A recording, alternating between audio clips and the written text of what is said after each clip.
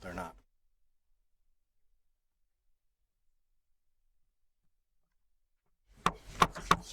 Welcome everyone to the May 23rd Eugene City Council meeting. Welcome to everyone here and at home. The first thing, so let me tell you that the way we're going to do it. We've already done the consent calendars, so people who are here around Opportunity Village know that we've already passed that. Nope. And then we have a Pledge of Allegiance first, we're going to have a resolution second, we're going to have the public forum, and then we go to the public hearings. It goes like that, and I'll take a 5-minute break between the public forum and the public hearing. Okay, so good evening, everyone. We open tonight's meeting by reciting the Pledge of Allegiance to the flag in honor of Memorial Day on May 30.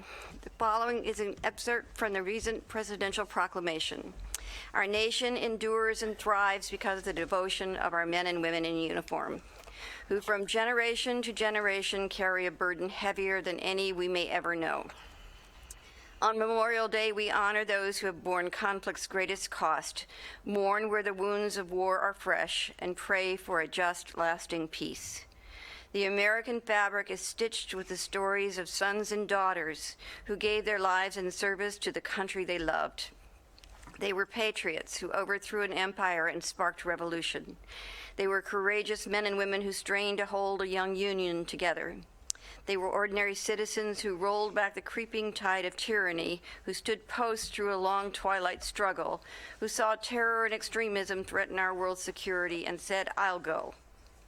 And though their stories are unique to the challenges they faced, our fallen service members are forever bound by a legacy of valor older than the Republic itself.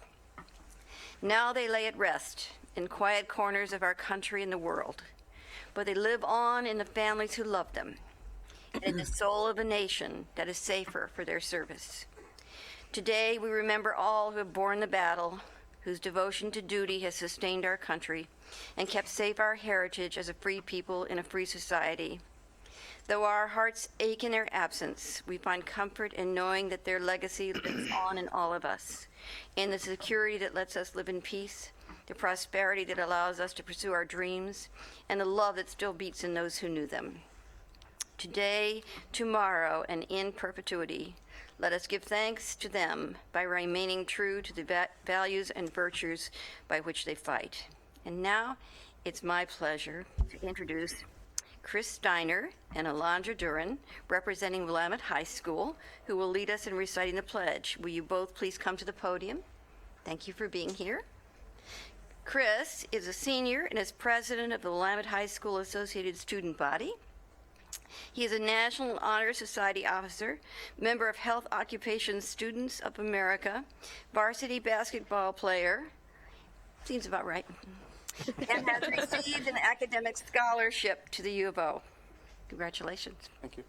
Alondra is senior class president and was a coordinator for the Wolverine Pageant, an annual fundraiser benefiting local Children's Miracle Network efforts. Thank you for that. She has volunteered for Bethel Teen Court and has served as a student representative for Bethel School Board meetings. Everyone, please rise and join them now, and they will lead the pledge. I pledge allegiance to the flag of the United States of America and to the republic for which it stands, one nation, under God, indivisible, with liberty and justice for all. Thank you very much. Next up, Councilor Surratt has a resolution she wants to put before the body. I move to adopt a resolution declaring the City of Eugene's commitment in protecting refugees and celebrating the contributions of refugees to their new communities in the United States. Second. Moved and seconded. If I can speak to it briefly, and I would love to read it if you'll allow me to. I will. Thank you. So some of you may have seen in the paper on May 11th, there was an announcement that Catholic Community Services has been chosen to be the sponsor organization for some refugee families that will come and resettle here in Lane County. Two of the families are originally from Syria. One is from Burma, which is also known now as Myanmar. And at the prompting of the mayor, actually, I asked city staff to prepare this resolution to affirm that Eugene is a welcoming and loving community that embraces people of all backgrounds, faiths, ethnicities, and nationalities. And I felt that in this time of heated political rhetoric around our nation, that it was important for us to make an affirmative statement about that as your city council. So I will read from the resolution, which was modified from its original draft with some suggestions that Councilor Polling asked me to add to help in his support of it. So this is what we are proposing for the rest of the council. The City Council of the City of Eugene finds that millions of people around the world have been forced to flee their homes and their countries due to persecution, conflict, violence, and war. Refugees are persons in need of protection because they have been persecuted for their political opinion, religious belief, race, nationality, or membership in a particular social group, or because they are fleeing from war being waged in their own communities. Many of the refugees referred to the United States for resettlement are the most vulnerable, including survivors of torture, women heads of household, children, and people with special medical needs. Since its inception, the United States has been a beacon of hope for those seeking peace and protection from persecution and has generously opened its doors to millions of refugees over the past 4 decades. The City of Eugene has a long history of welcoming immigrants and building an open, caring, and inclusive community that celebrates its diversity, welcomes the vulnerable and disadvantaged, and embraces humanitarian efforts. The City of Eugene is comprised of residents and the descendants of families from all parts of the world who speak many languages and represent various cultures. The generosity of states, counties, cities, and towns across the United States is essential to improving the lives of refugees arriving in the United States, providing them with the opportunity to find new homes, to reunite with families, and to rebuild their lives. Refugees arriving in the United States have contributed their talents, knowledge, cultures, and entrepreneurship to enrich and strengthen the social and economic fabric of the communities that have welcomed them. Refugees and their children have become citizens of the United States and have gone on to make significant contributions to science and the arts, public and military service, education and academia, business and industry, medicine and healthcare, entertainment, and sports.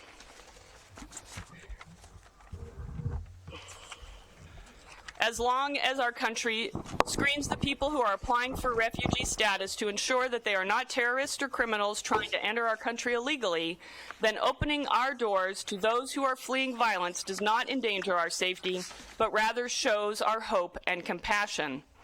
Now, therefore, be it resolved by the City Council of the City of Eugene, a municipal corporation of the State of Oregon, as follows. The City Council affirms the City of Eugene's duty and encourages its willingness to serve as a place of refuge for refugees from around the world and to welcome them as respected and valued members of our community.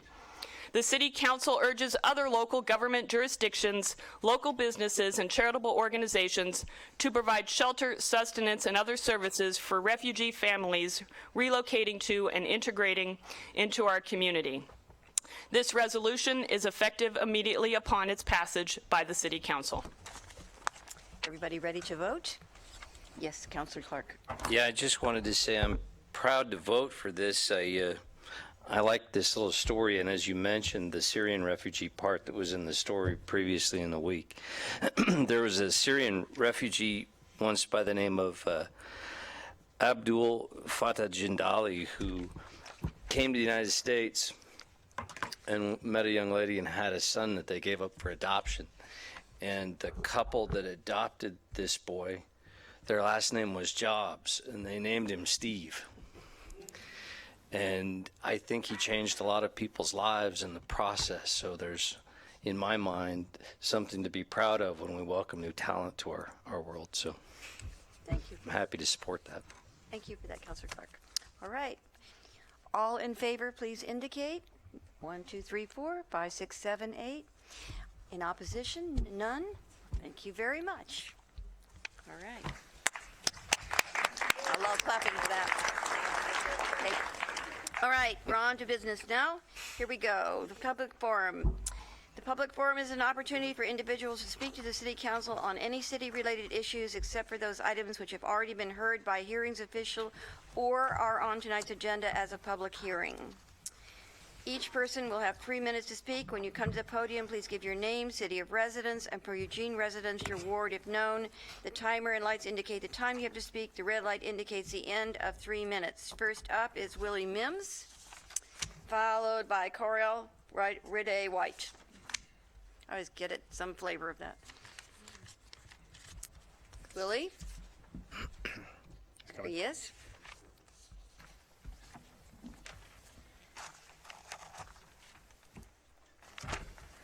Good evening.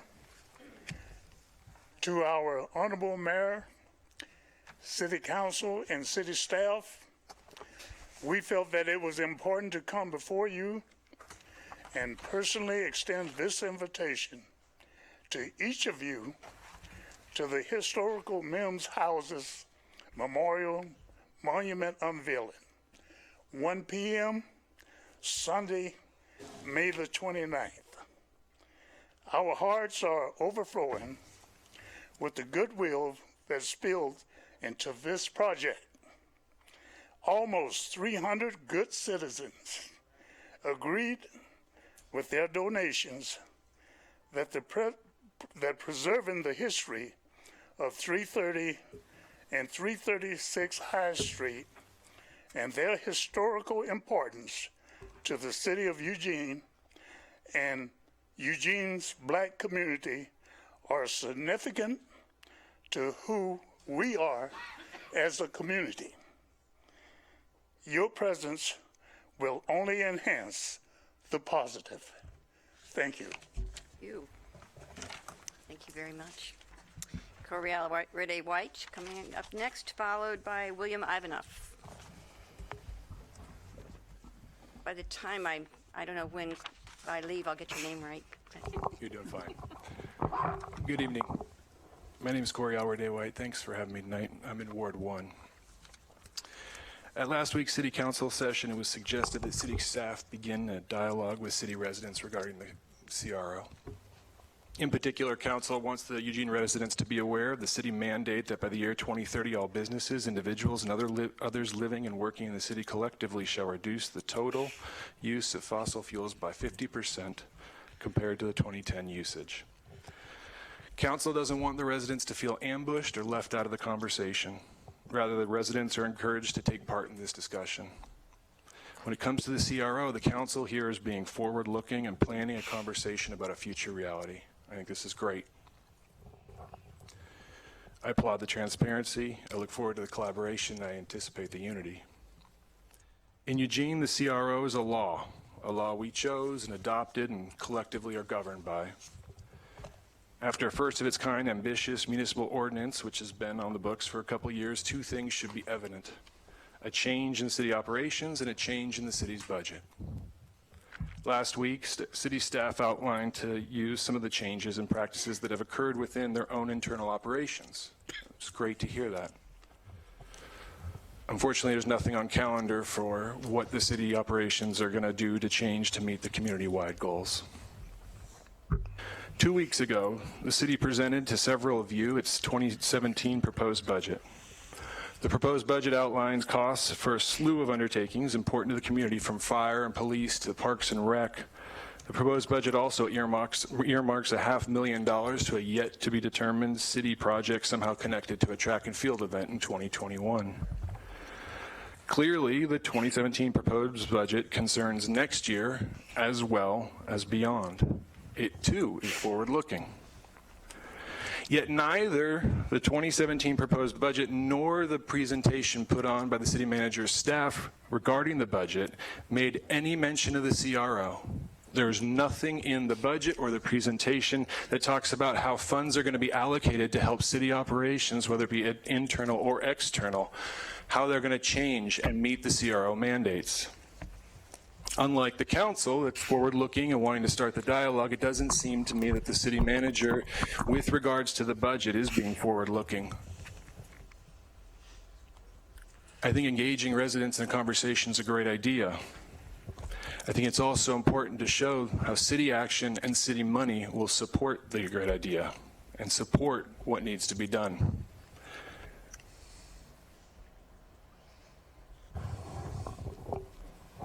And the problem is, we just don't have that much more time. Thank you. Thank you. Next up is William Ivanov, followed by Jordan Katzif. Hello, William Ivanov, Ward 1.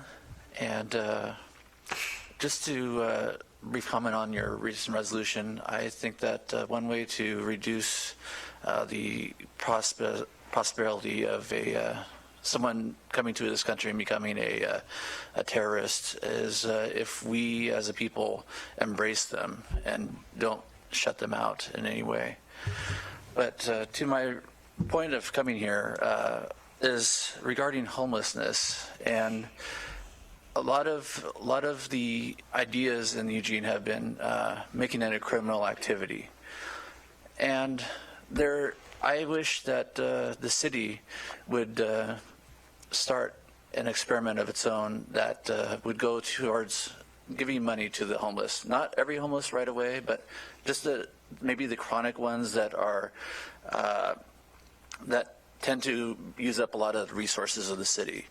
I think that by giving a small fund that will give them ability to find a place to live and no longer be using up the resources of the city and allowing the police to deal with regular crime or real crime. And I hope that the city, I know the city by itself can't do it, but I hope that the city of Eugene will get the state of Oregon and eventually the United States to implement a national basic income. So that way people will not have to commit crimes because they already have the money. People will not have to be worried about going to become homeless. I look at my nearby park. It's going to be redesigned, Charnel Mulligan Park. It is being redesigned because people don't want to see homeless people hanging out in the park. If that person was not homeless, no one would have a problem with people hanging out in the park. That's what the park is designed for people to hang out and to enjoy. But just because they're homeless, because they remind us that we could just as easily become homeless, or they're different than us, it's a problem.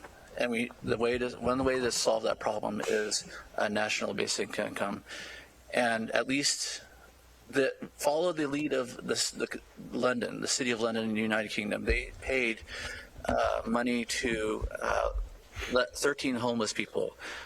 At the end of the experiment, 11 of those 13 people were no longer homeless, and they didn't give them a lot of money.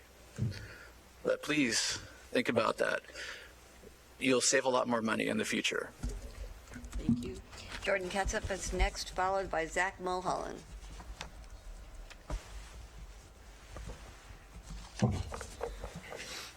Hi.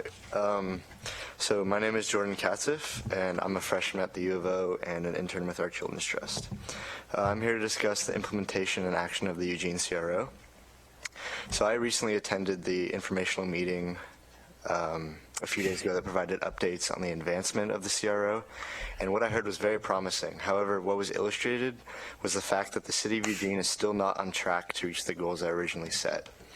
So the global climate crisis is a city-level problem, and it takes both those that lead the community as well as those that comprise that community to ensure that Eugene, Oregon, and the rest of the world only feels the minimal consequences of our actions.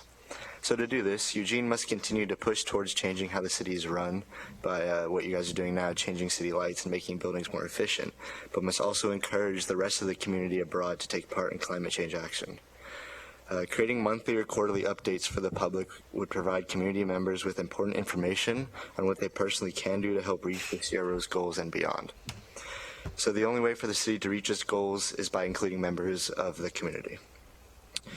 To reiterate from my first testimony I gave a few months back, it may not be your fault, but it is your problem. And you're living in a community that is demanding more from you in tackling climate change. And although you have begun to scratch the surface, it simply isn't enough yet. Personally, I'm from the Bay Area in California, and we have been in a severe drought for several years now. Being in Oregon makes you feel really lucky because you don't feel the brunt of climate change. However, other parts of the United States are not so lucky. Being shaded from the increasing heat and no rain that is happening around the United States only makes Eugene and other cities like it a destination city in the future. So let's be prepared for the flood and make Eugene, Oregon the eco-friendliest city in the United States. Thanks. Zach Mulholland is next, followed by Jonathan Brandt.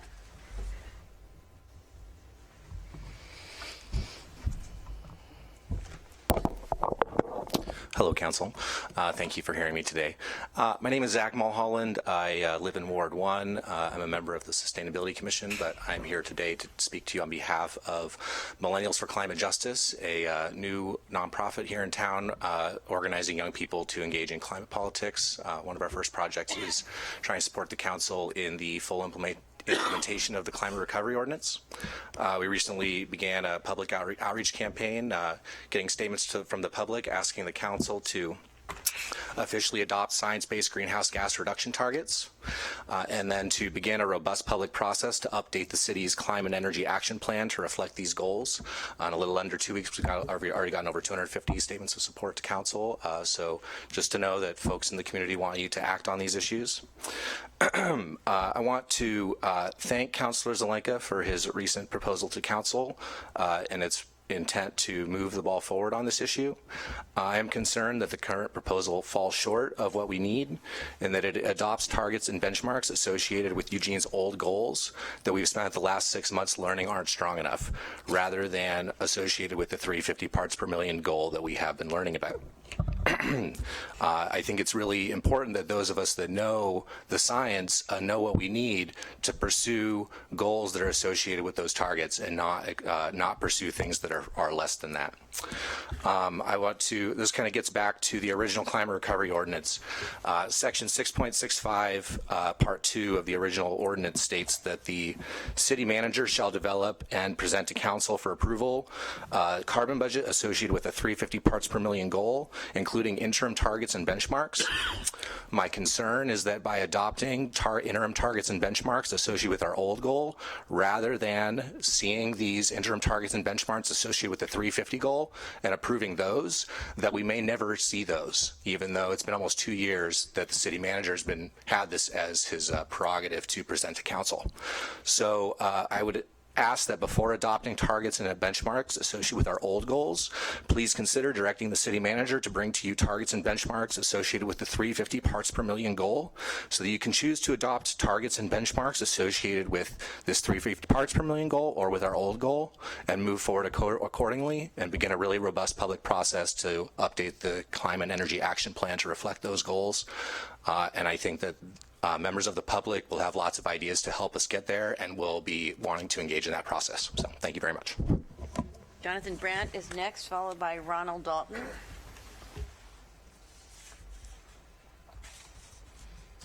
Thank you. My name is Jonathan Brandt, Ward 1, and I was appointed to the Citizen Advisory Panel tasked with making recommendations on how to best implement a railroad safety and quiet zone for Eugene.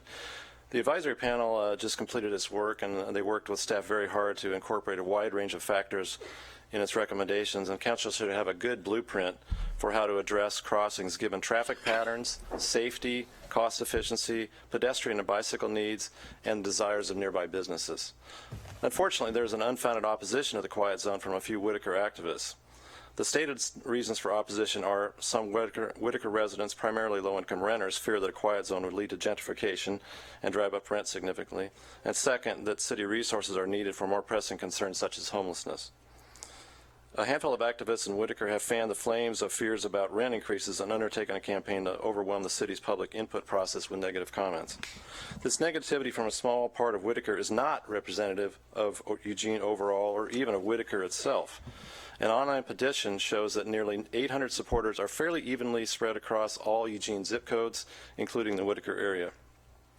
Furthermore, their concerns are misguided. A quiet zone by itself will not necessarily lead to higher rents. In fact, a quiet zone is needed to allow at least 2 major downtown developments to proceed that will increase the level of low-income housing. These developments will also provide needed jobs and increase city tax revenue. This revenue would also provide substantial new funds for social services such as low-income housing. As another panelist from the Whitaker neighborhood stated, I don't believe that we should all be miserable with hope that rents for some people will stay low. Thank you for continuing to move this issue forward. It is long overdue, and it is time we join the 700 cities who have seen the wisdom of improving livability in their communities. Thank you. Thank you. Ronald Dalton is next, followed by Christina Kaslis.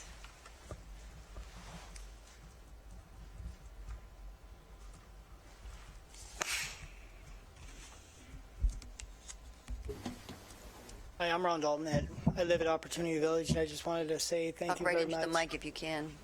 Thank you very much. You guys are great. What I came here to say. Really appreciate it, Al Bull Bench. I got a full-time job at high definition cleaning, and I work for Peace Health and emergency room and everything. We can't hear you. We can't hear you. I just You want can to pick say it up if thank you you want. so much. Okay. I really appreciate it. It's a really good thing you're doing. Thank you. Cool. If you all need to because you're too tall for the mic, you can pick it up Or sit down. or sit down, whichever. Get close to it. We want to hear you. Christina Kaslis is next, followed by Brent Wass. Hi there, I'm Christina Kaslis. I'm also a resident at Opportunity Village, and we just wanted to come here and thank you guys for the opportunity to have Opportunity Village. I was homeless for 2.5 years, and being able to stay there, it gives you the opportunity to have a place to keep your things, to take showers, to feel secure, and it gives pride back to yourself. After living in such a degrading environment sometimes on the street, to be there with a peer support, like the whole village like really supports each other, and the pastors and everybody that comes, it just builds you back up and it makes you want to become a productive member of the community again. So I just wanted to say thank you. Thank you. Brent Wass is next, followed by Carlos Vasquez.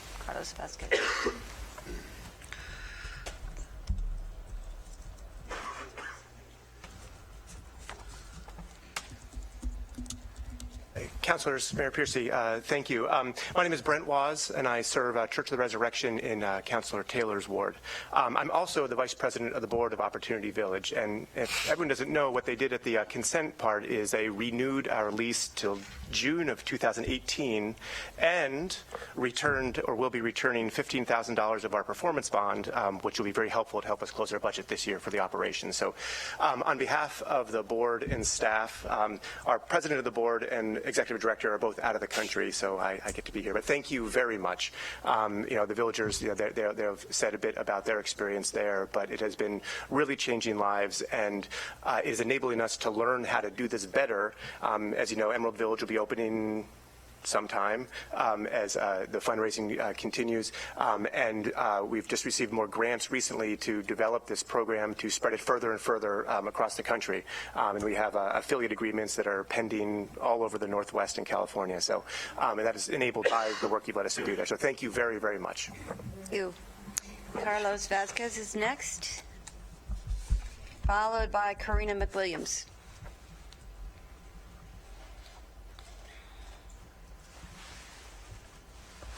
Aloha, ladies and gentlemen of the council.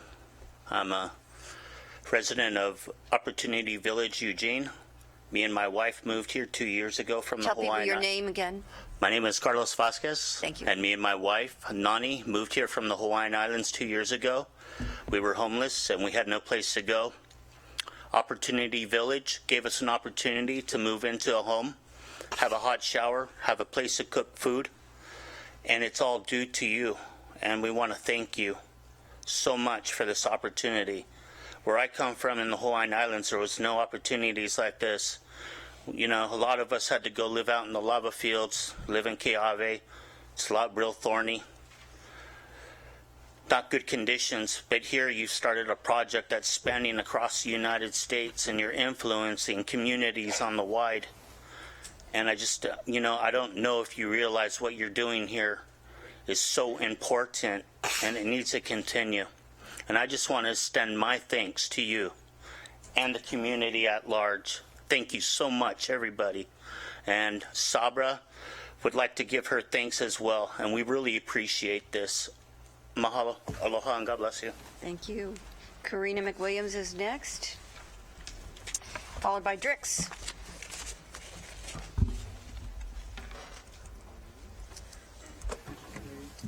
Good evening. My name is Karina McWilliams, and I live in Ward 3. I'm here to speak about climate change, as always. I have now been attending and speaking at city council meetings for about 9 months, so I assume that you all know the urgency of my message. Climate change needs to be a top priority. My friends and I at South Eugene High School have been fighting for the reduction of citywide carbon emissions because that is our only option. Climate change envelopes the entire spectrum of social, political, and human rights issues which the city of Eugene faces. For one simple reason, nothing can exist without a stable climate.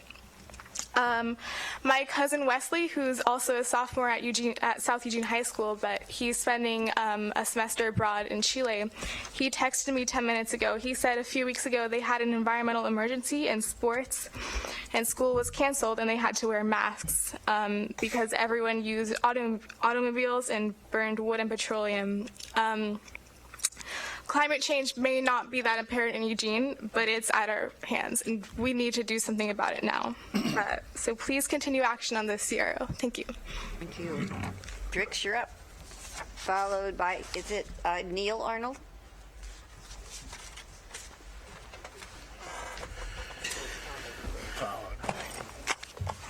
Hi, Eugene. It's so nice to be here, and it's kind of cozy to just sit down.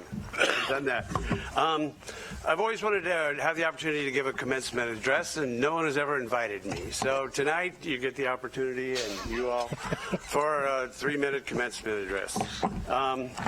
But I couldn't figure out what to do. When I came here, who was I addressing? And I figured I was addressing you. Kind of an ambiguous word, but I think a very focused word. From where I am, everybody is you. Even people not here, people are refugees around the world. They're you. And everyone is you, including me, which we all have our own me. So my gift to you is a new concept, something you can stick, because I can put it in here and it doesn't cost anything. A new concept that you can use, and I'd like everyone to try it and just throw it around, see how it works, because I just get things going.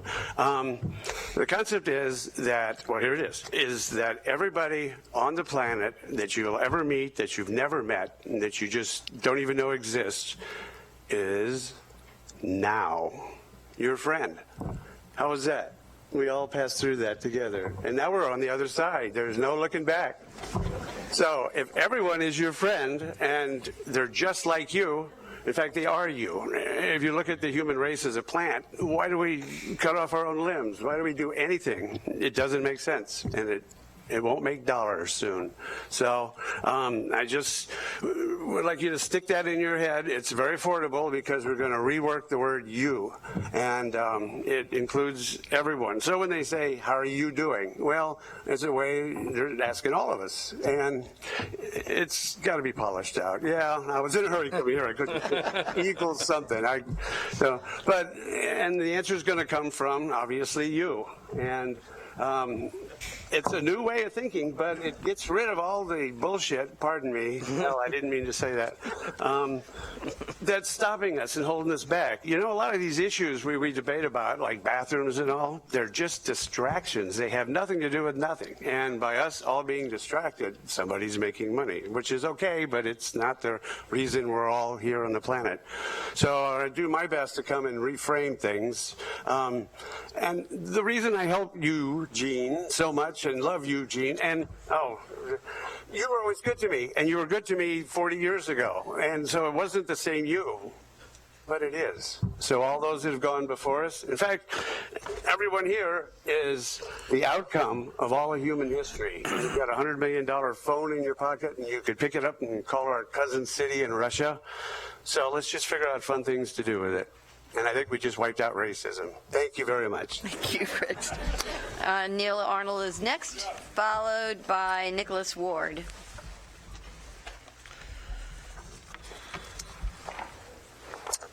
Hi, I'm Neil Arnold. I'm 16 years old, and I'm a homeless foster youth. I wanted to talk to you guys about how I feel like a lot of the foster placements, like the safe places, like Station 7, New Roads, aren't getting funding to be able to have foster youth. I feel like Lane County as a whole should adopt some kind of system where they start funding that stuff. I know a lot of my friends who could be in foster care because they don't have parents, they've been abused, trauma, stuff like that, that could obviously qualify for DHS and stuff like that. They would have more opportunities open up for them. And because I'm a DHS foster youth, I'm not even allowed to stay at Station 7 because I'm not homeless, which is weird because, I mean, I feel like I'm just as needed to be in there as anybody else. I've been mistreated in every foster home I've ever been in. In DHS, for instance, when I was 3, I was put in a foster home for my first time, and they kind of beat me and neglected me, didn't give me food. This lady tied me to a chain outside in a tent and didn't even let me sleep in the house. A lot of other things, gory things I don't want to get into. But anyway, I feel like there's many people out there who are experiencing these things right now who would like a place to live where people can treat them nicely. Yeah. I just feel like you guys should fund more of that stuff, like give Station 7 at least funding for DHS youth. Thank you. Cool. Thank you for coming. Nicholas Ward is next, followed by Peter Graticelli. Nicholas? Coming. Here he is. I love you all. Thanks for being here. Maybe not. Well, there you go. All right. Peter Graticelli is next. Brevity is the soul of what? Wit. Peter's not here. He's here. That guy could be an example of brevity for people.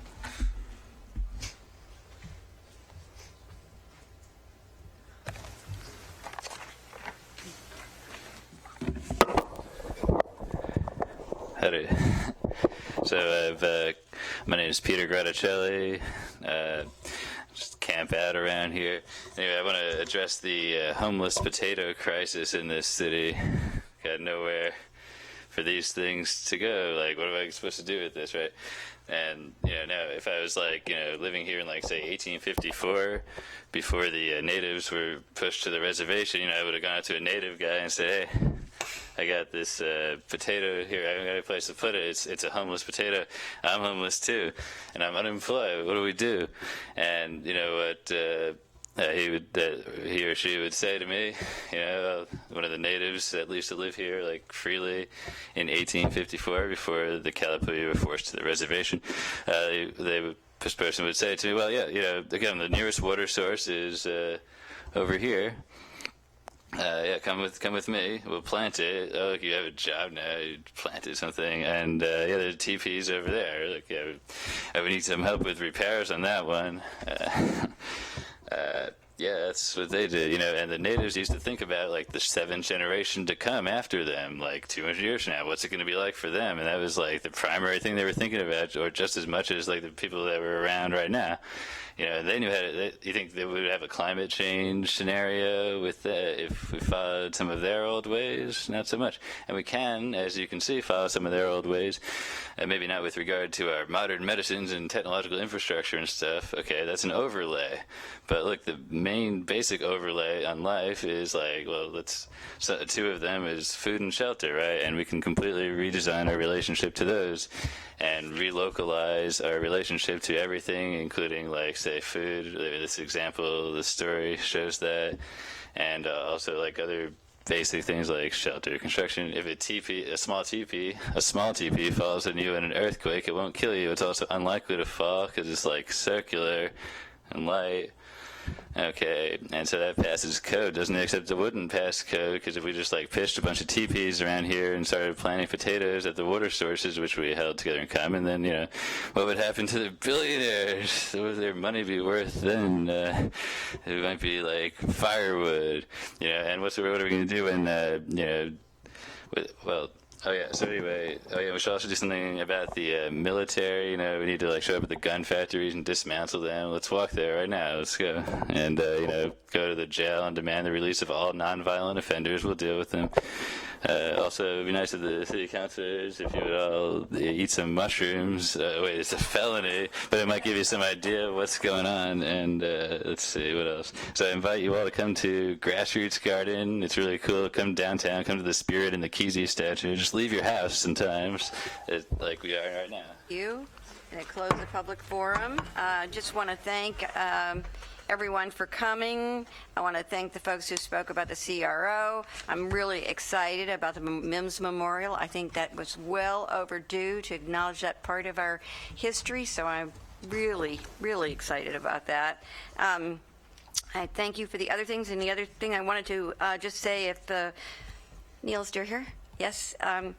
So come to the Poverty and Homeless Board.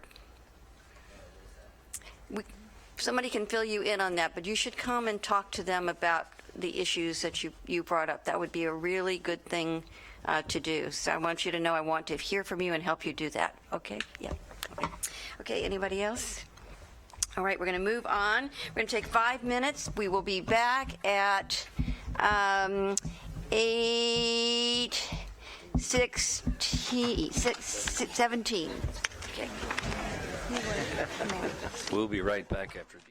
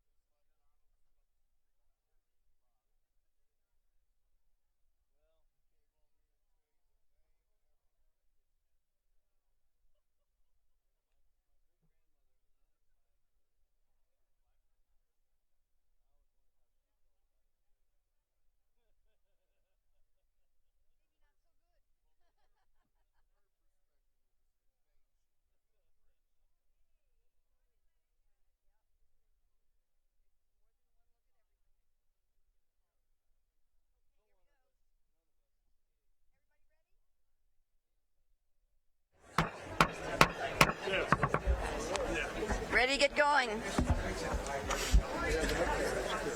So next up is a public hearing, a special ordinance granting an exemption to the application of section 6.200 of the Eugene Code 1971.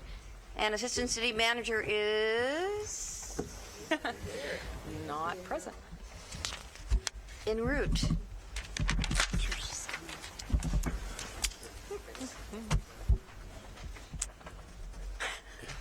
Well, Dun, dun. drum roll, please. She might have thought it was 8. This is what I'm going to tell you. There's nobody here for this hearing, so I'm going to open the hearing. I'm going to close the hearing. It's done. Okay, now. Good. On to the next item, which is what everybody's here for. This is an ordinance, but we do have to wait for the assistant city. Where is she? Someone from the audience asked if you could speak. All right, sorry. Coming up. Okay. Wait a. Anybody got Sarah's phone? Maybe she's with George. Oh, and a couple of city councilors. A couple of city councilors, Chris Block, and somebody go find her. Get more? Mia's calling her. Okay. More? Okay, then we're done. Number 780. Her phone's right here.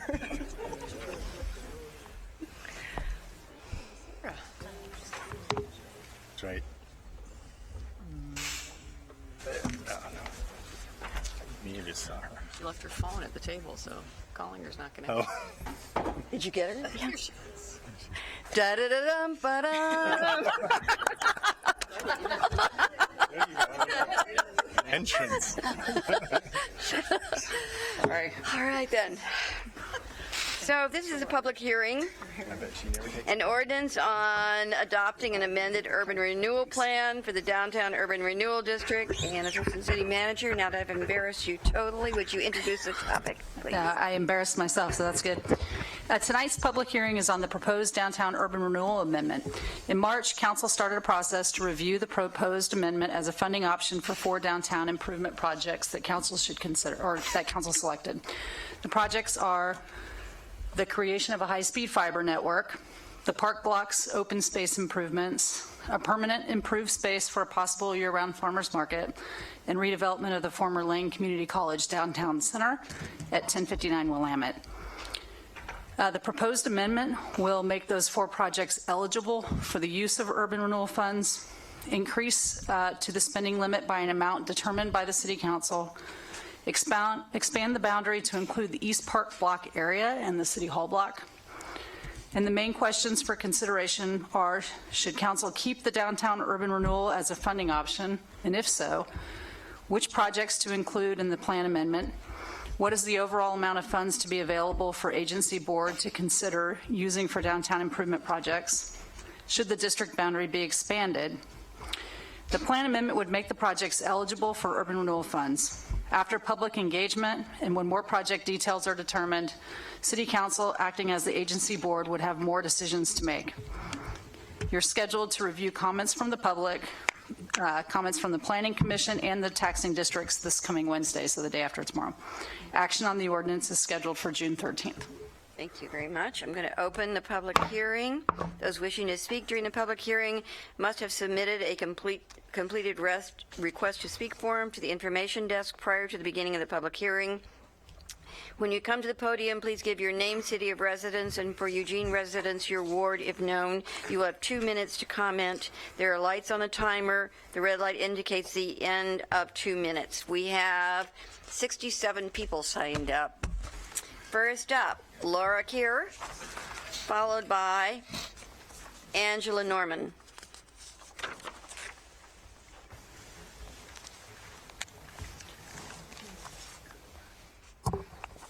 Hi, my name is Laura Keir, and I live in Eugene in Ward 1. I'm the Public Outreach Coordinator for the Lane County Farmers Market, and I'm speaking tonight on behalf of the Farmers Market. I'd like you to see that there are several farmers and supporters of the Farmers Market tonight wearing straw hats. At the May 9th City Council work session, several questions came up about a future home for our Farmers Market. We hope to address those questions tonight. The Lane County Farmers Market envisions a permanent year-round farmers market site at the park blocks. We plan for LCFM to continue to manage operations of the farmers market at this expanded site. There are two primary components to our proposal. First, the outdoor space of the site would be developed as a park, landscaped to accommodate the farmers market on outdoor market days. This expanded outdoor space would allow the market to welcome additional farmers and food artisans and truly become a community gathering event with space for more visitors. Secondly, we hope to develop 10 to 12,000 square feet of covered, flexible indoor space to extend the season of the market and provide needed infrastructure such as electricity and water. While our peak season is April through November, we also hold markets during other times of the year which are growing stronger, such as our winter market in February and March.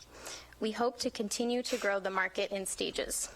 Having a robust farmers market supports our local producers and provides fresh foods to our residents throughout the seasons, which contributes to a healthy, vibrant community and a vibrant local economy here in Eugene. We greatly appreciate the support of the City of Eugene, and we look forward to continued collaboration to create an improved home for Eugene's longest-standing farmers market. Thank you. Thank you. Angela Norman is next, followed by Linda Perrin.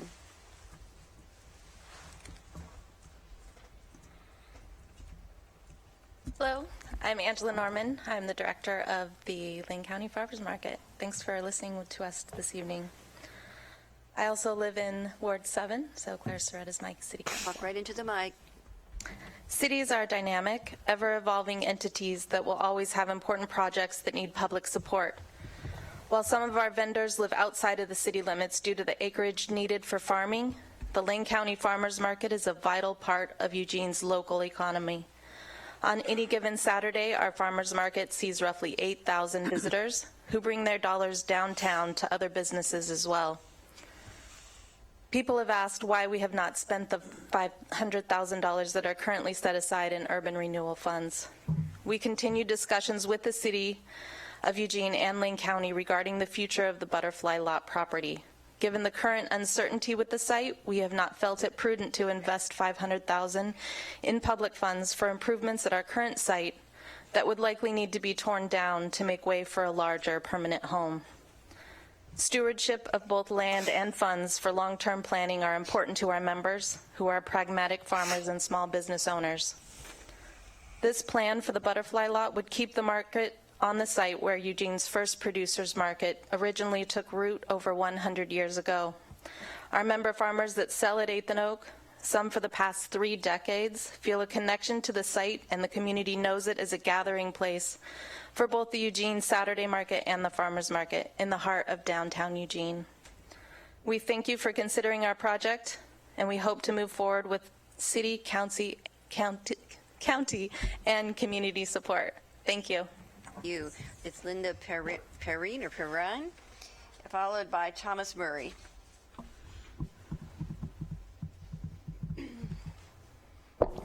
I'm Linda Perrine. I run Honor Earth Farm, one of the vendors down at the Saturday Market on 8th Ave.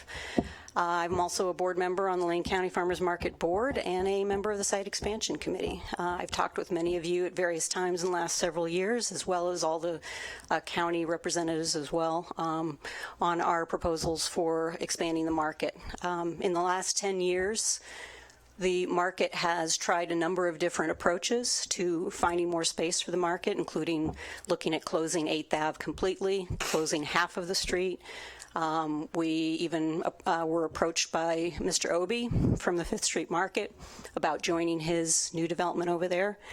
And repeatedly, we've had challenges with the Saturday Market in terms of closing 8th, as well as challenges with our own vendors in terms of wanting to stay put where we are at 8th and Oak. So we decided about, I'd say, 4 to 5 years ago to put our energy into a plan that would allow us to expand right where we are. And the Butterfly Lot is the obvious choice for that. And we have put forward some graphical images of ideas for it, not anything particular, but the opportunity to give the market more of a welcoming atmosphere that allows people to come down and do the socializing that they like to do.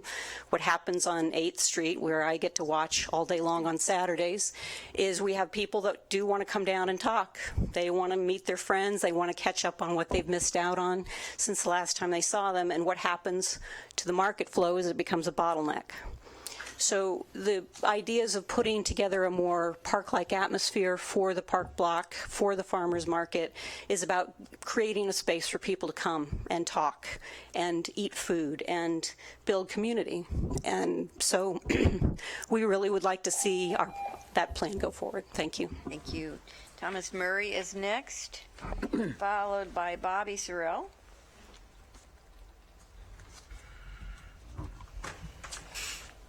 Thomas Murray, Eugene, Ward 2.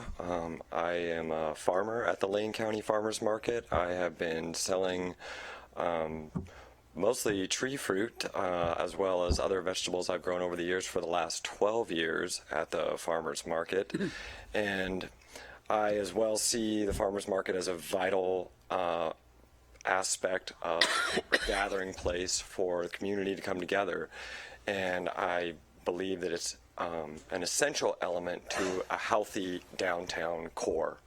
And I believe that many cities across the country have been seeing this as an essential element as well and implementing plans to, bolster the farmers market, to, revitalize downtowns. And in the last decade, the number of farmers markets across the country has doubled. Here in Eugene, we're, as usual, a little ahead of the curve.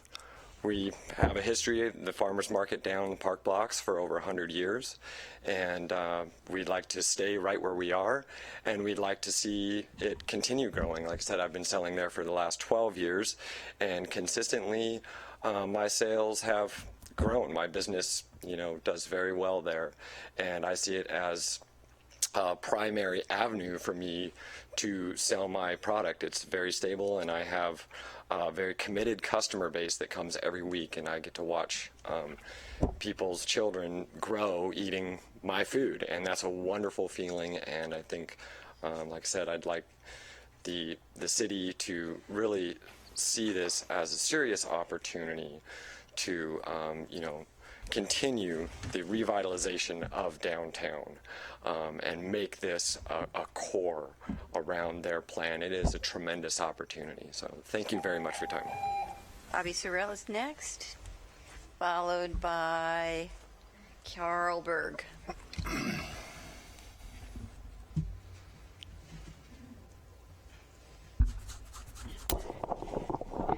Thank you for allowing me to speak. I'm Bobby Sorrell, and I live in Eugene, and I'm passionate about the farmers market.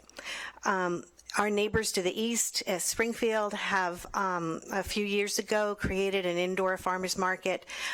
Their motto is "Where food grows community," and I think that really speaks of what we can do here in Eugene. I believe a vibrant, robust farmers market does grow community. It puts dollars not only in the hands of the farmers, but of all of the businesses downtown. It is a great place to meet your friends, unplanned, just because you're all kind of at the watering hole and enjoying the wonderful fresh fruit and vegetables and fresh artisan foods that the farmers bring to us. It's really special to be able to develop a relationship with the people who grow and raise our food. A covered space would really be a bonus because we'd be able to shop more comfortably in the winter, and yet if there was outdoor space alongside it, we'd be able to enjoy the beautiful weather too when that comes in for much of the harvest.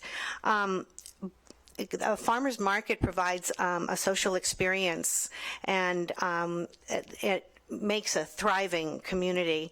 A permanent home for the farmers market speaks of safety and community, and it's long overdue. Thank you. Thank you. Carl Berg is next, followed by Looks like Shireen Vogel. Hi, my name is Carl Berg, and my wife and I operate a small farm just 4 miles west of the Eugene Airport in Alvador.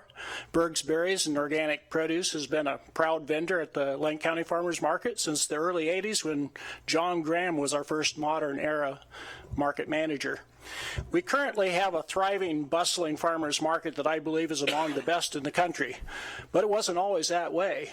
When I first started out, there wasn't a farmer's market, and I was looking around to where I could sell my stuff, and really us small farmers around here, we were competing for shelf space, at the natural food markets, and it was pretty cutthroat, who could sell tomatoes for less, and I ended up going over to Florence and selling out of my truck and off the Highway 181 over there, and then when the farmer's market did get up and going, it was 5 or 6 trucks up on the Butterfly parking lot, and little by little it started to grow. So fast forward ahead to the present, and our little farmers market that started on top of that Butterfly parking lot is now the real deal. It provides the opportunity for many of this area's small farms to make a living. It provides access to local fresh fruits and vegetables to the area's citizens. It also serves as a business incubator for some of our vendors, such as Ninkasi Brewery, which has since moved on to bigger and better things. And finally, it keeps our local food dollars circulating in the community. In addition, many of us vendors delight in being unofficial meet and greet representatives of the community when Eugene's population temporarily soars during track meets, Bach festivals, football games, and the like. We're often told what a wonderful farmers market we have, and they sure wish they had one like that in their hometown. Our market is an all-inclusive one. We collaborate with federal and state food assistance programs such as the Federal Food Stamp Act and WIC to make sure that the health benefits of fresh fruits and veggies are accessible to all community members. But And that the next person. Timing. Next, followed by Kelly Bosch. Hello, my name is Shireen Vogel. I live in Ward 1, and thanks for letting me be here. I'm speaking on behalf of myself as a citizen, but also a Lane Community College employee. Just thought I would say that. I am in support of the urban renewal projects that are being put forward. I believe that they're a vital component of our city's urban planning. I have 3 points that I'd like to make.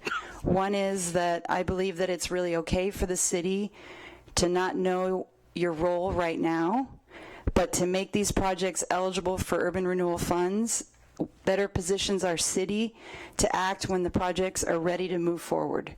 Secondly, I think it's really important to support urban renewal in order to position funding for legacy projects in downtown and not to leave it up to the voters, given the fact that the school district at 4J would actually lose money because of the way that the school funding is determined, and that may be confusing to voters. And my last point, because I'm a Lane employee, but also some of the projects that I'm involved with, I believe that the redevelopment of the LCC Downtown Center into an arts and high-tech innovation hub would be an awesome community benefit, and it would build on all of the innovation momentum that we have going on downtown. As an employee, I see the new space as an opportunity to further collaboration between our tech companies, our Lane Community College community, artists, scientists, entrepreneurs, and young people. So I thank you for your time, and I fully support this project. Thank you. Kelly Bosch is next, followed by Toby Ritchie. Good evening, City Council. Thank you for letting me come. I'm Kelly Bosch. I'm a resident of Ward 4, and I'm also a DEI board member. As a lifelong Eugene resident, I believe it's critical for downtown to take another big step toward revitalization by making proposed public improvements and financing those projects through the extension of urban renewal. We continue to have a substantial amount of work to do towards our vision of a strong, thriving, and safe downtown. We've made some great strides recently, and I don't want to lose momentum. I believe that extending urban renewal will help us keep the positive momentum moving forward, and give us the opportunity to embrace and really develop some of these exciting projects. On my way after, I had all these wonderful words, but I'm going to scrap that. My way home tonight from work, picking up my 2 kids, my 8-year-old happened to grab my notes out of my purse, and he was kind of reading through, "What are you doing tonight, Mom?" And he caught on to the section in my notes about the expansion of the farmers market and the improvement to the park blocks. And he said to me, "Mom, that's really cool. I like that. I want to go there." And so that's why I'm here tonight, because I think it's really important to our city and to our future. Eugene's future will thank you for extending urban renewal, and I look forward to good things to come. Thank you. Toby Ritchie is next, followed by Ashley Petch. Good evening, City Council and Mayor. Thank you for all that you do. I really appreciate it. My name is Toby Ritchie, and I live in Eugene in Ward 5. I just want to say that not only do I represent myself, but I also am on the DEI board, and I also am a building owner and a business owner in downtown Eugene, and we've been in downtown Eugene for 60 years this year. One of the things that I think about when I think about the continuation of the urban renewal moving forward is just that we are in a position where downtown Eugene has experienced so much momentum, and I live and work downtown. I even run downtown with my kids in the morning before we start our day. I also have children in the 4J school district, and I know that the continuation of urban renewal will not only continue to help and fund 4J schools, but also all these amazing projects and potential legacy projects that the speakers have mentioned before me. I ask, please, that you embrace this as we continue to see our community thrive. I know that it will only do things to improve downtown. I want to share with you, last week, my 12-year-old who was celebrating his birthday, my husband and I spoke to each other and said, "Where should we go to get his gift?" And we said, "You know what? Let's go downtown."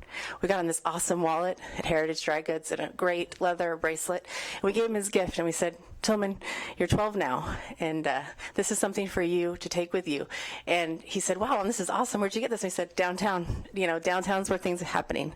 So it's also my goal that not only will we be able to get gifts for our children downtown, but we'll also continue to spend our Friday nights down there, eating, having a good time, watching a movie, and seeing downtown continue to grow in all ways. Also, being a business owner downtown, I know that the fiber downtown is huge for businesses, not only to attract new ones, but to help sustain those that are downtown. It's hugely important. So thank you for your support of continuing urban renewal. Thank you. Ashley Petch is next, followed by Thomas Pettisar.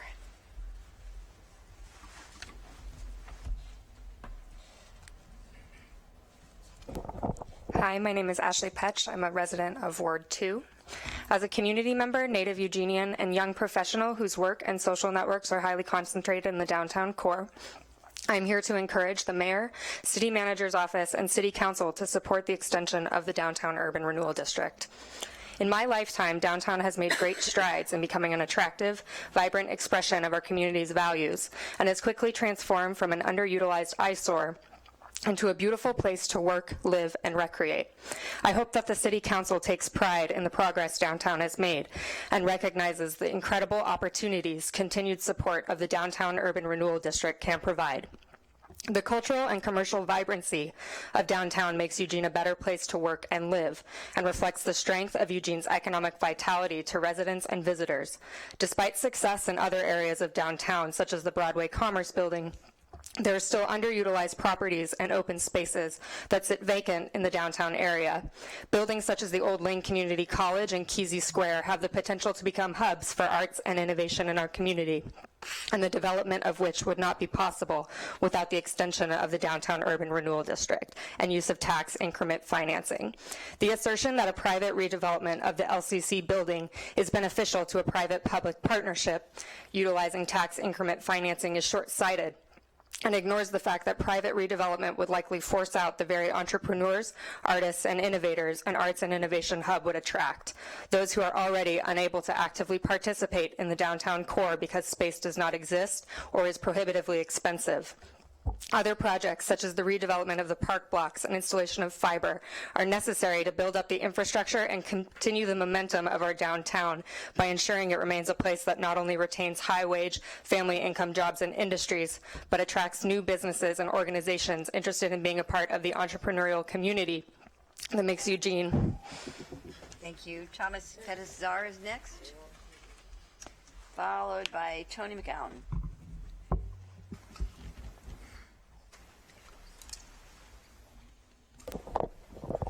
Hi, Mayor and Council. My name is Thomas Pettis-Czar, and I reside in Ward 2. The Eugene Public Library, the downtown LCC campus, the downtown LTD station, as well as the Holt Center. These are all projects that were made possible by urban renewal. These are cultural institutions, community institutions, public institutions. And although they're all located downtown, they draw folks together from all over the place, making downtown everyone's neighborhood. The projects currently being proposed, a permanent home for the farmers market, improving public spaces, fiber internet, which will create jobs, and an innovation hub for the arts and technology, can all be characterized in the same way. We didn't even know that many of these projects would be possible the last time urban renewal was extended. And as such, I ask City Council to make the right decision and keep urban renewal around so that these opportunities, which will benefit our entire community, can come to fruition. Thank you. Tony McGowan's next, followed by Mary Spildy.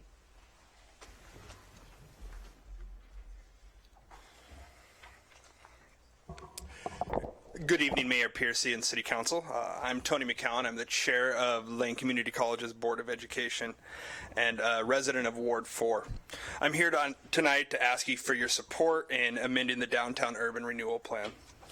On May 11th, the Lane Community College Board of Education voted unanimously to support the downtown improvement projects currently before the council and the continued use of tax increment financing as a funding mechanism. We look forward to the opportunity of working with the city on another landmark project that will serve our community well. An innovation hub in Eugene will not only help create and keep good paying jobs, it will make resources such as co-working and makerspace available to the entire community, eliminating many of the social economic barriers that exist today. As a fellow elected, I have a unique understanding of the limited tools elected bodies such as yourself have to promote economic development. Tax increment financing is one of those tools, and it's used regularly in communities of all sizes throughout the country. But like many issues, this seems to be more controversial here in Eugene than elsewhere. It shouldn't be, and especially with fabulous public projects currently being proposed. I believe the last round of urban renewal has been resoundingly successful. One of my proudest accomplishments as a board member has been the opening of our downtown campus. The turnaround in downtown since then has been truly amazing, and it's even more incredible when you consider the economic times we did it in. But it's also clear that there's more work to do. Please support amending the Downtown Urban Renewal Plan, and let's do this for our community. Thank you. Mary Spildy is next, followed by County Commissioner Pat Farr. Good evening, Mayor Piercy and councillors. I'm Mary Spildy. I'm a resident of Ward 8 and president of Lane Community College, and I'm here tonight to urge your support for amending the Downtown Urban Renewal Plan for all of the projects, but I'll speak about Lanes. At Lane, we're excited about the opportunity to partner with the city on another project to benefit our community. Some of you will remember we were presented a similar opportunity 6 years ago. It took vision, leadership, and some tough votes by elected officials on both sides, but above all, it took a strong public-public partnership. But look how that paid off. We not only filled a pit, we brought 255 residents downtown, built an award-winning educational facility, and together we sparked one of the best periods of economic development in the history of downtown. Our former downtown centre building provides a similar opportunity. Transforming it into an arts and high-tech innovation hub would provide local startups with the space to be successful. We know there's a need for a resource like this because for months we've been in discussion with nonprofits as well as businesses and community leaders, and there's consensus that this type of facility would be a huge benefit to Eugene. Wet labs, makerspace, space for our local creatives are all essential needs. This is not a project that the college can or will do on its own. It will take a partnership to make it happen, hopefully a public-public partnership. As you probably know by now, I'll be stepping down as Lane's president next year, so Mayor Piercy and Councillor Brown, I'll look forward to following you into retirement. But I'm ready for one last big project that will make a difference to the economic and social well-being of our community. I hope you are too. Please let's build on the momentum that we've done so far, amend the Downtown Urban Renewal Plan, and please let's do this together. Thank you. Thank you. Commissioner Pat Farr is next, followed by Janet Brown.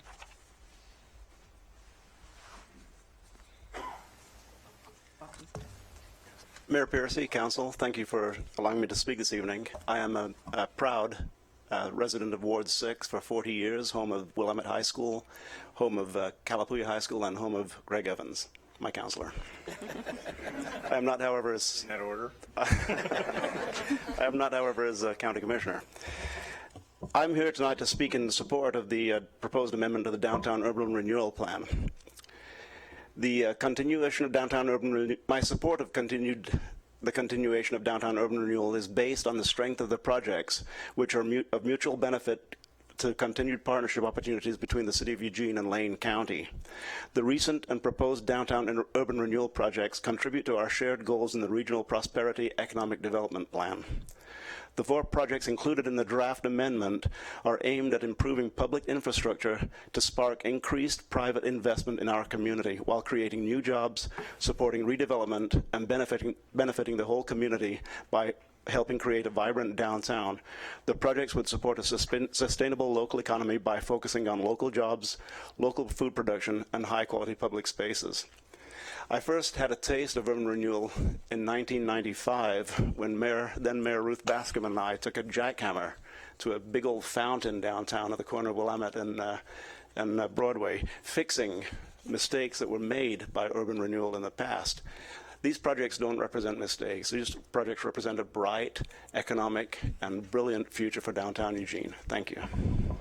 Janet Brown is next, followed by William Ivanoff. I'm Janet Brown, and I live in Ward 5. So imagine if our city leaders had decided not to update the urban renewal plan the last time that they were faced with this decision. What would be absent from our current downtown? The library, the LCC, downtown campus, the additional funding available for downtown public safety. As our current city leaders, you have the opportunity and the responsibility to continue this successful downtown momentum by once again making the right decision in the best interest of the community to update the urban renewal plan. The benefits moving forward, let me share some with you. A high-speed fiber network downtown that will attract tech companies that require the speed and greatly benefit from the cost. The current provider rates of approximately $1,000 per month will drop to $99 per month, a significant annual savings of more than $10,000. Imagine if Eugene could not only be known as Tracktown USA, but also as Techtown USA. A permanent home for the farmers market is a win-win. As we strive to increase downtown residents, a permanent farmers market is a significant benefit to living downtown. Those working downtown also benefit. How important is it to you to support our local farmers? Improving the park blocks and open spaces is another benefit to folks living downtown, to folks working downtown, and to the many visitors filling our hotels for events and conventions. Imagine if you live downtown and own a dog, or you work downtown in a dog-friendly workplace, or travel with your dog to one of our downtown hotels. I can't think of a safe, comfortable grass area to take my dog to, especially after dark. Can you? As an advocate for the revitalization of the Washington Jefferson Park, I've experienced firsthand how valuable and beneficial this type of revitalization is to the immediate neighborhood and also to the entire community. Imagine what a positive impact this could have on our community. Redevelopment of the old LCC building, 66,000 square feet of empty, underutilized space in the heart of downtown, almost like an above-ground pit. Remember the pits? Good things happen when we fill pits. Thank you. Thanks. William Ivanoff is next, followed by Scott Engler. Hello, William Ivanoff, once again, Ward 1. So, urban renewal destroyed many historic buildings that the push to make the automobile king didn't take care of. Look at Corvallis. They have vibrant and historic downtown, but where was the urban renewal district? I'm not sure if they ever had one. So if not when the current district ends, how will we ever know we no longer need a renewal district in downtown? Will these projects never happen without urban renewal? I think that the farmers market is a wonderful thing, and I don't think it will go away because we don't extend the urban renewal district. There's other sources of funding, I'm sure, out there for the other projects. I'm not saying that any of those projects are bad. I'm sure that all of them are wonderful projects.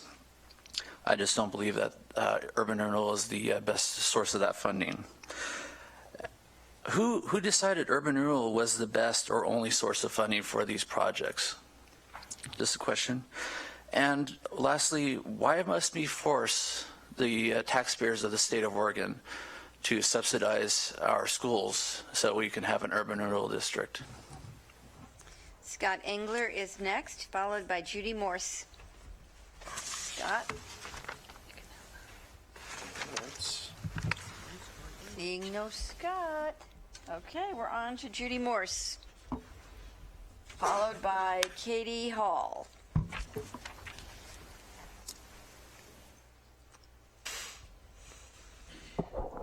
Thank you for letting me talk to you. Introduce yourself, please. Beg your pardon? Give your name. Oh, I'm sorry. Judy Morse. Thank you. And I live in Eugene. I have a strong suggestion that I would like to see the downtown LCC old building converted into a movie theater. It'd be kind of nice to come downtown and go to a movie on the weekends or any time in the evening and go and have dinner out and go to the movie. And so that was my suggestion, and thank you for letting me speak to you. Thank you. Is that Judy Morse? Okay, Katie Hall is next, followed by Larissa, looks like Stray. I'm Katie Hall from Ward 1. I'm an architect in town and an emerging professional. As a young professional within Eugene community, I ask that you choose to extend the urban renewal district of downtown Eugene and do not allow the tax increment financing tool to expire. It's my belief that downtown Eugene has made some great improvements over the last years, and a use of the financing tool was the product of this. Based on the previous 15 years of progress, it's my belief that these projects would not have come to fruition without the use of the tax increment financing, and the vibrancy of downtown would still be what it was before these small text, before these projects were built, vacant and inactive. I think the Broadway Commerce Building and thriving businesses are a great example of this urban renewal tool and the social and economic benefits. With as much progress that was made, however, I do not believe that the work downtown is done, and the economic development requires additional assistance to continue and thrive at the current rate of growth. I appreciate the council's leadership in 2010 for continuing the urban renewal district and voting for its support. While promises were made to end the district, it's my hope that the results of the past extension will provide you reason to extend the district for the benefit of the community and revisit what was stated. New information validates considerations and new decisions. The City of Eugene identified projects for downtown that, given the proper attention, could improve the safety and prosperity of downtown, in addition to strengthening the identity of Eugene and its economic vitality. Fiber is an important project, but what is fiber without people? I ask that you consider all the projects, but not limited to just that. As our leaders, I ask that you look to the future of Eugene and strategize to fill the empty storefronts and infill areas. Thank you. Larissa, and I'm trying to read this. It looks like it could be stream, it could be strainy, it could be whatever. And Annie Lowe is after you. Perfect.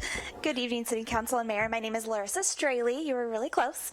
I'm a resident of Ward 5 here in Eugene. I'm here today to show my support for the proposed amended urban renewal plan. I'm very excited about the proposed downtown projects and what they can do to help move our city forward. I currently work for the University of Oregon Conference Services, and my job is to bring new conferences and events not only to our campus, but to the Eugene area. These proposed projects and the continued improvement of downtown will help sell Eugene and attract more people to come experience our city. Tourism for our community is vital to so many businesses, local shops, and hotels in our area, and these proposed projects would be a huge piece to tourism's success. What these proposed projects say to me is potential. Potential to bring in more tech businesses with the high-speed fiber project, which in turn would bring in more events and conferences. Potential for not only residents, but guests of our community to visit a one-of-a-kind year-round farmers market. Potential to take an old building and give it a new life as an incubator, and potential for residents and visitors to feel safe to use the park blocks and open spaces around downtown. We have the potential here to bring even more life back to our downtown area and really create a community that everyone wants to be a part of. On a personal note, I moved back to Eugene 2 years ago after being away going to college and finding myself going downtown a lot more than I did when I moved, when I was growing up here. I used the LTD downtown station a lot, McDonald Theater, Barn Light, Sizzle Pie, Off the Waffle, all of these stores and many more that are now there because of the help of the Urban Renewal and Downtown Revitalization Loan Program. I hope you vote to approve the amended Urban Renewal Plan and see the potential I see in downtown through more businesses and improvements. Thank you for your time. Thank you. Annie Lowe is next, followed by Eric Quick-Warner.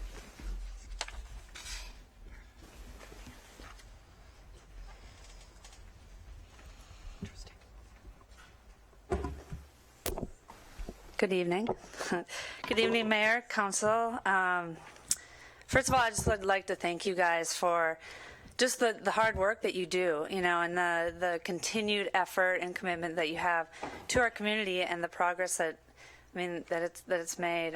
It's from 2011 to now. It's just a whole different world. So I commend you on that.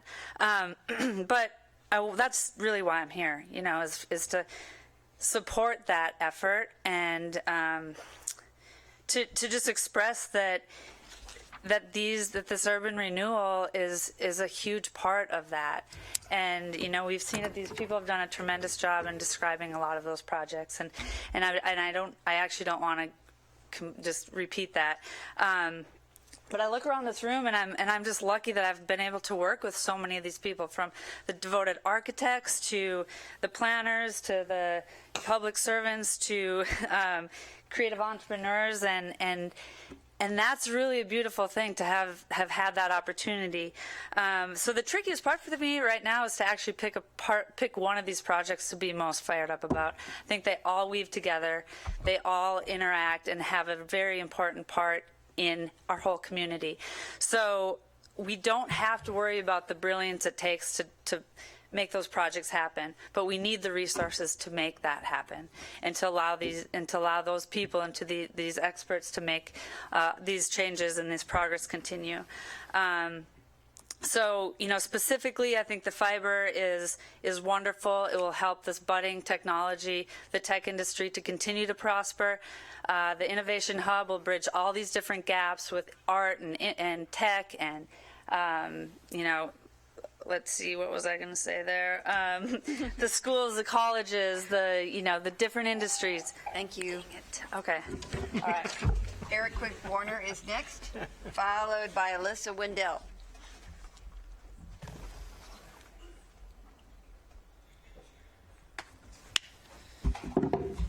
All right. Good evening, Mayor and City Councilors. My name is Eric Quick-Warner, and I live in Ward 8. I'm here to show my support for the Downtown Urban Renewal District and the proposed projects the districts could fund. So I've lived in the Eugene-Springfield area my entire life. So for 28 years, I've grown to love the city. But for a long time, downtown was not a part of that love. It was an empty, deserted area faced with blighted buildings, physical pits. But thanks to the collaboration, the efforts between Eugene citizens, public officials, and private investments, downtown Eugene has finally started to come to life, and urban renewal has played a hand in that success. I recently read an article in the Eugene Weekly noting 50 years of failed urban renewal. In my opinion, it's quite a stretch to call projects like the Holt Center, the new LCC building failures. Then there's the library, a critical public infrastructure that serves our community members of all ages and all walks of life. And take, for example, the Broadway Commerce Building, which is home to dozens of business, including mine now, in a co-share space called Code Shops, who employs hundreds of community members with good-paying jobs. As a beneficiary of the recent fiber pilot project, I can testify that fiber infrastructure has significantly increased my business capacity and efficiency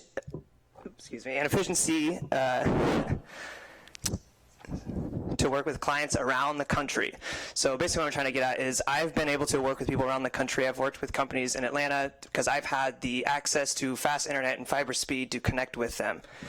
Expanding the fiber infrastructure throughout downtown will benefit not only tech-reliant businesses like mine, but will also expand accessibility for all community members and benefit our local schools. As our economy continues to shift globally, businesses have greater chances to choose where they want to locate. So we are now putting ourselves on a competitive edge by having these projects downtown to bring companies here and keep our talent here. We often lose talent from our universities and our colleges going off to places like Portland. Thank you. Thank you. Alyssa Wendell is next, followed by Bonnie Bettman-McCormick.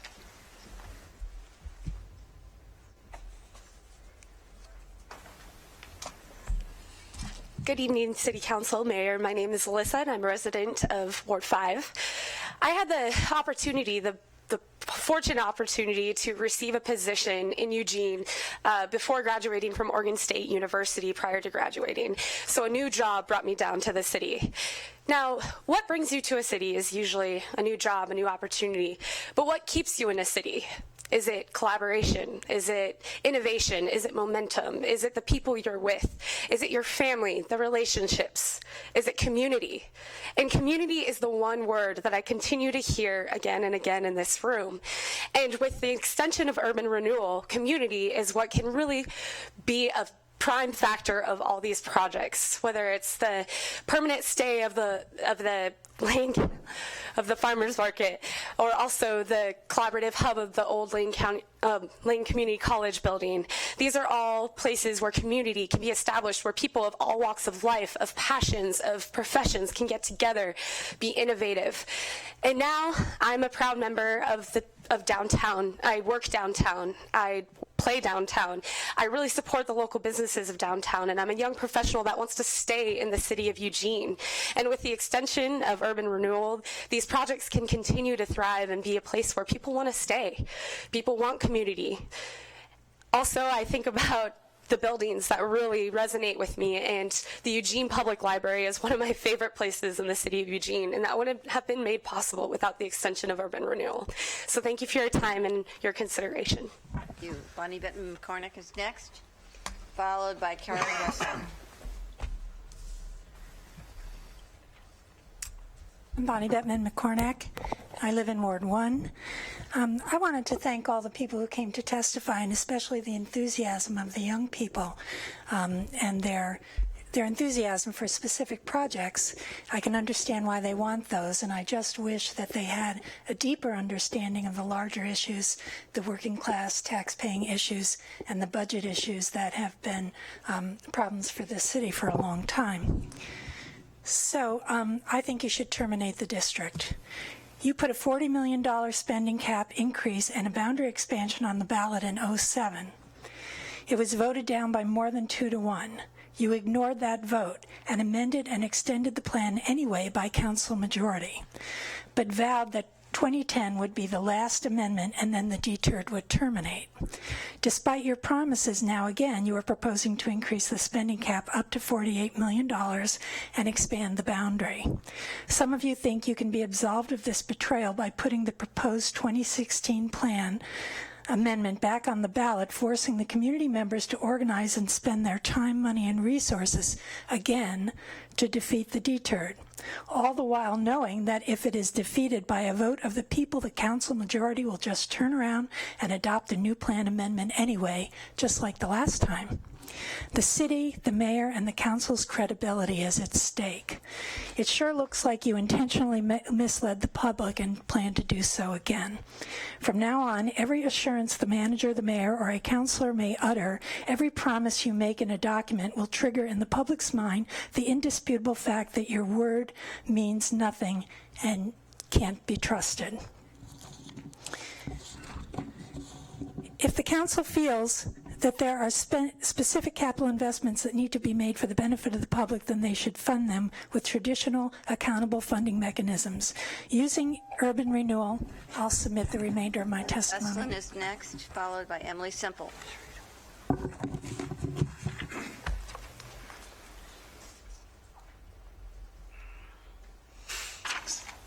Mayor Piercy and Council, thank you for the opportunity to testify. My name is Carrie Westland, and I actually reside outside the city, but I spend the majority of my waking hours right downtown in Ward 1, and I have been doing that for 20 years. And I'm actually here tonight to thank you and commend you for your use of the Urban Renewal District tool. Early in the history of urban renewal districts across the country and here in Eugene, huge projects were undertaken and with the best of intentions and not always with the greatest results. And so a lot of skepticism about the tool was born. But the reality is it's simply a tool, and it's about how it's used that really counts. The City of Eugene has shown that this is a tool that can be used effectively, efficiently, and with excellent outcomes. We're all familiar with the recent examples like LCC, Broadway Commerce Center. Less recent examples have also been cited, and they demonstrate the difference that urban renewal can make, like the Downtown Library, the Holt Center for the Performing Arts, the Eugene Conference Center. The Tiffany Building and the Downtown Athletic Club were urban renewal projects that saved historic structures, for which I and many others are especially thankful. Every single one of these projects made downtown a much better place to work, to live, and to visit. Most, or perhaps every single one of them, would not have happened without city leadership and the use of urban renewal as a tool for positive investment. Work remains that will require city leadership and financial support. That support is most equitably and efficiently sourced from the neighborhood itself.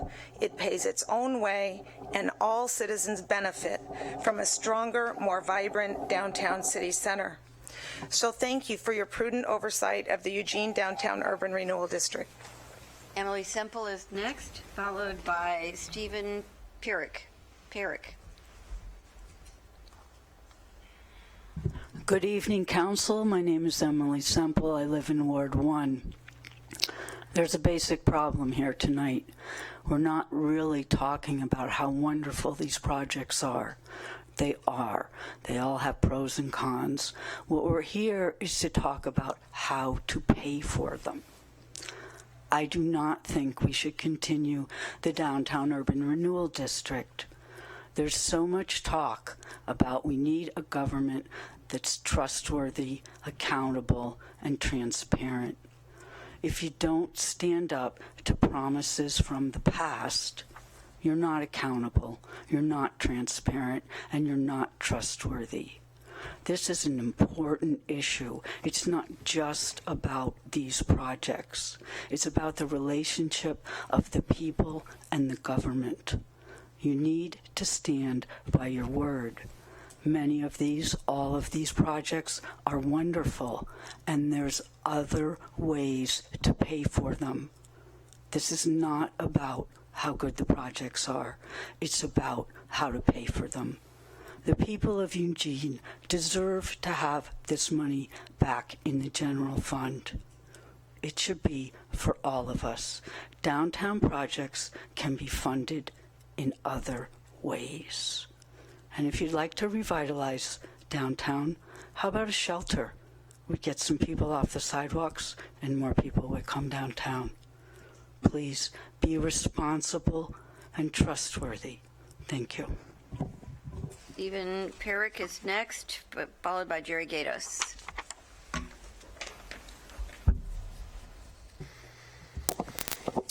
Thank you, City Councilors and Mayor. My name is Stephen Perrick, and I'm one of the principals from XS Media. Our company is currently the primary internet provider for the Downtown Fiber Project, and our business is located in Ward 7. If the extension of urban renewal is approved, we'll also open a second location in downtown in Ward 1, and we'll create additional jobs as a result of the fiber project. I'm a private business owner who stands to benefit from the completion of the fiber project, but I'm not here to talk about the project or its benefits exclusively. I'm here to talk about urban renewal as a tool. Tax increment financing has existed in the city for a number of years and been used for many projects, many for good. As a tool, I believe tax increment financing is the appropriate for many of these projects. It will not raise our property taxes, and if it's allowed to expire, the redirection of the funds will reduce funding to the 4J school district. The funding mechanism currently generates about $2 million in revenue at a time when funding sources are difficult to come by, so it makes sense to use them for capital projects that will improve our tax base, but more importantly, to improve the downtown that my family and I visit. The City of Eugene is not the first to consider the question of tax increment financing for an appropriate funding tool like fiber. Earlier this year, the City of Bozeman, Montana amended their tax increment financing plan to fund a municipal network. In their words, it was to strengthen downtown's economic vitality. A public survey for our city has shown that the fiber project alone will create nearly 200 jobs, generating almost $13 million in annual wages. That survey just came out. The fiber project will pay significant dividends for itself and other projects like the Innovation Hub and the Farmers Market. They'll also increase economic vitality and activity in the downtown community that we all share.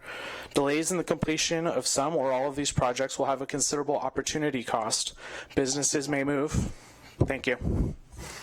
Jerry Gatos is next, followed by, it looks like Milton Oda or something like that. Jerry Gatos, Ward 3.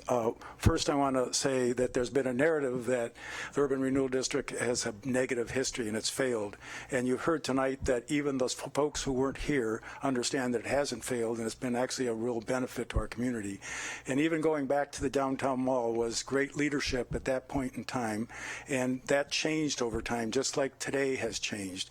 And listening to what these young folks are saying is important. It's not just the projects, it's their future. It's the next generation that really wants to have a Eugene that they can be proud of and live in, and I encourage you to listen to them. I also am supportive of options 1 and option 2 to expand the boundary. I think that helps get to the riverfront over time and will also make the connections better. And back when the 1968 Urban Renewal Plan was adopted, that was one of the big things, was to try to connect downtown to other parts of the community. And then there's the unsexy parts of the urban renewal, which are utilities and getting infrastructure put in place. And today's infrastructure is really what we're talking about on that fiber project. It's essential that you continue to go forward.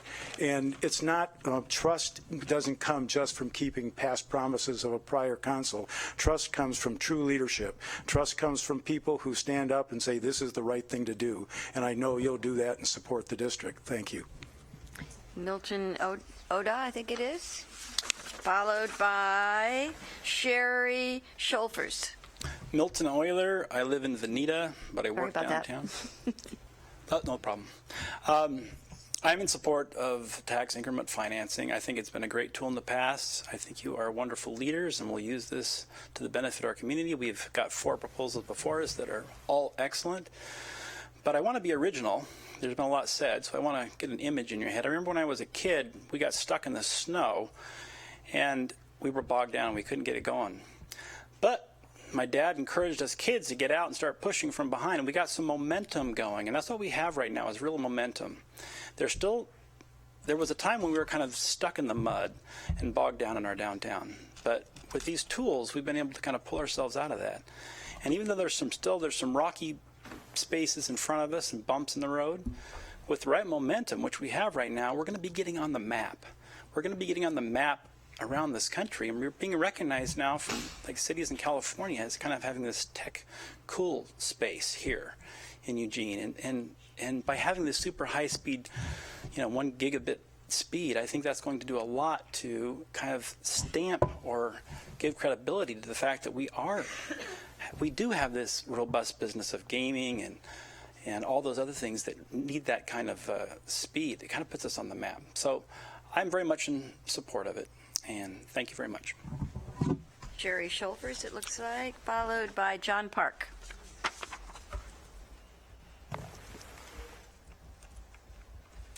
Good evening. My name is Sherry Schaefers. I'm from Eugene in Ward 7, and I serve on the board of the Downtown Neighborhood Association, who support the extension of the Downtown Renewal District. It can be considered unpopular, misunderstood, and a program that was supposed to sunset, but tax increment financing is an important tool. We've heard people use the word tool a couple times tonight, but a tool is something that you can put away, bring back out to use, but it's available for you to use. Eugene needs this tool in their tool chest to keep the downtown revitalization going. Your leadership and vision in the availability and use of urban renewal funds can make a positive impact in our urban core for many years to come. DNA respectfully asks you to vote in favor of extending the downtown urban renewal district for 4 critical projects: the year-round farmers market, expansion of high-speed fiber internet, recreating downtown public spaces so they are safe, functional, and accessible, and renovation of the old LCC building as an innovation hub. Thank you. Thank you. John Park is next, followed by Janelle Woodward.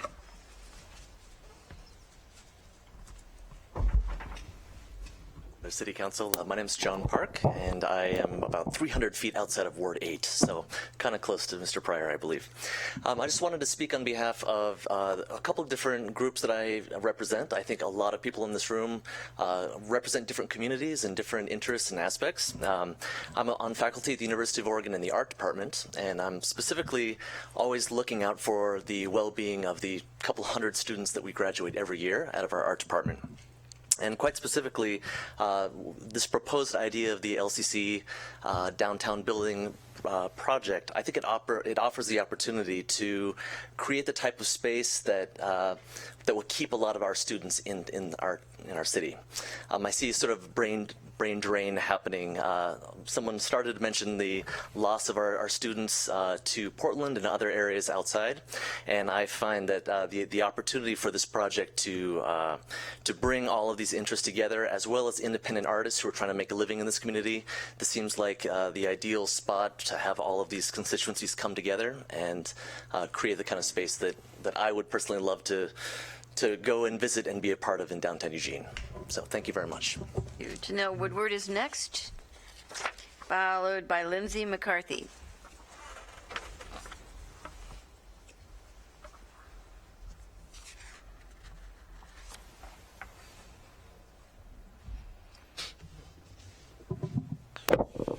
Good evening. I'm Tennille Woodward, and I live in Ward 4. Our downtown has come a long way in the last 10 years. We have filled up pits, there are great new businesses, but we've still got more to do. There are a number of exciting ideas that are on the table to continue revitalizing the area, and all of those ideas would help us continue on the path that we're on, but they all require money. The best funding method available is tax increment financing.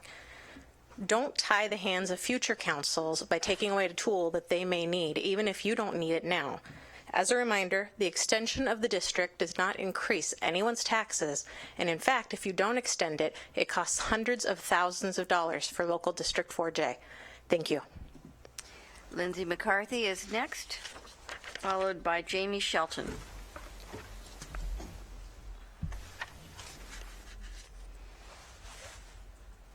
Good evening, Council and Ms. Mayor. My name is Lindsay McCarthy, and I am a resident of Ward 2. I'm here tonight, along with many other young professionals, at my first ever Eugene City Council meeting. And I'm here to share with you why I'm in support of the Downtown Urban Renewal District.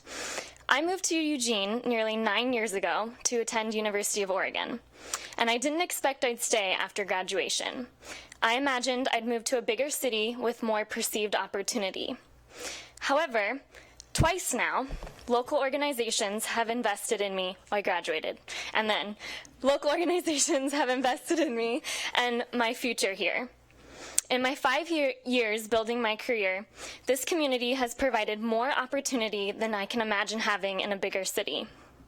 I now spend the majority of my waking hours downtown, both working for a local nonprofit arts organization and also during my personal time.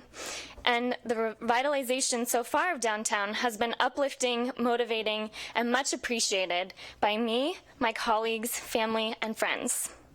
I enjoy patronizing the local businesses and restaurants at the intersection of Broadway and Willamette, not only because they're energized and forward-looking, but because their business owners and employees are my neighbors, and their success is success for all of us. My desire is that this economic and cultural growth of downtown continues, and the extension of the Urban Renewal District will help us do just that.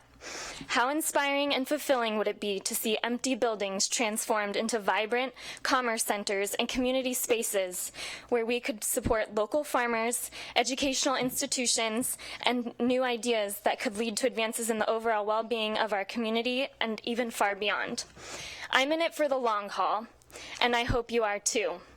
The future of Eugene depends on the extension of urban renewal, the Urban Renewal District. Thank you. Thank you. Right on the mark. Jamie Shelton is next, followed by Larry Banks. Ooh, we're halfway. Yes. Halfway. Sweet. Good evening, City Council, Mayor. My name is Jamie Shelton, and I live in the 5th Ward. I'm here to speak with you today in favor of urban renewal.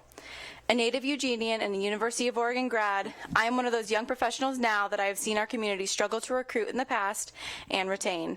In the last 5 years, I've seen us be able to recruit and keep our YPs, and I fully believe that a big part of that, what has transpired downtown over the past years, because of urban renewal, is the reason for that. I also work downtown for the Hilton Eugene. It's often that our local community forgets the successes of what urban renewal has been able to do. The Hilton Eugene is one of those successes. Even the city sometimes forgets, but our conference center was built with these funds, and it was the urban renewal project at the same time as the Holt Center. And it is still owned by the city and leased out to us. It gave our owners the ability to come into a project and build a hotel tower in your downtown that brings thousands of travelers into our amazing town and downtown on a monthly basis. It is imperative that we continue to invest in our downtown, not only to attract new businesses to our town and retain the young professionals, but to attract new travelers that want to come to this destination. 5 years ago, being able to sell downtown as a destination was very hard. Now it is what travelers ask for most. Well, they want to be entranced in our culture and our vibrancy. They want to be able to experience Eugene, and if you stop the progress that we have seen, I am fearful that we will lose the momentum that we have seen from that.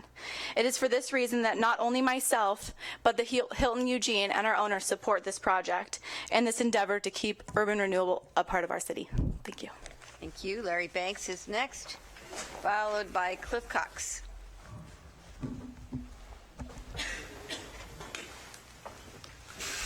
Good evening, Mayor and councilors. I'm Larry Banks. I live in Ward 1.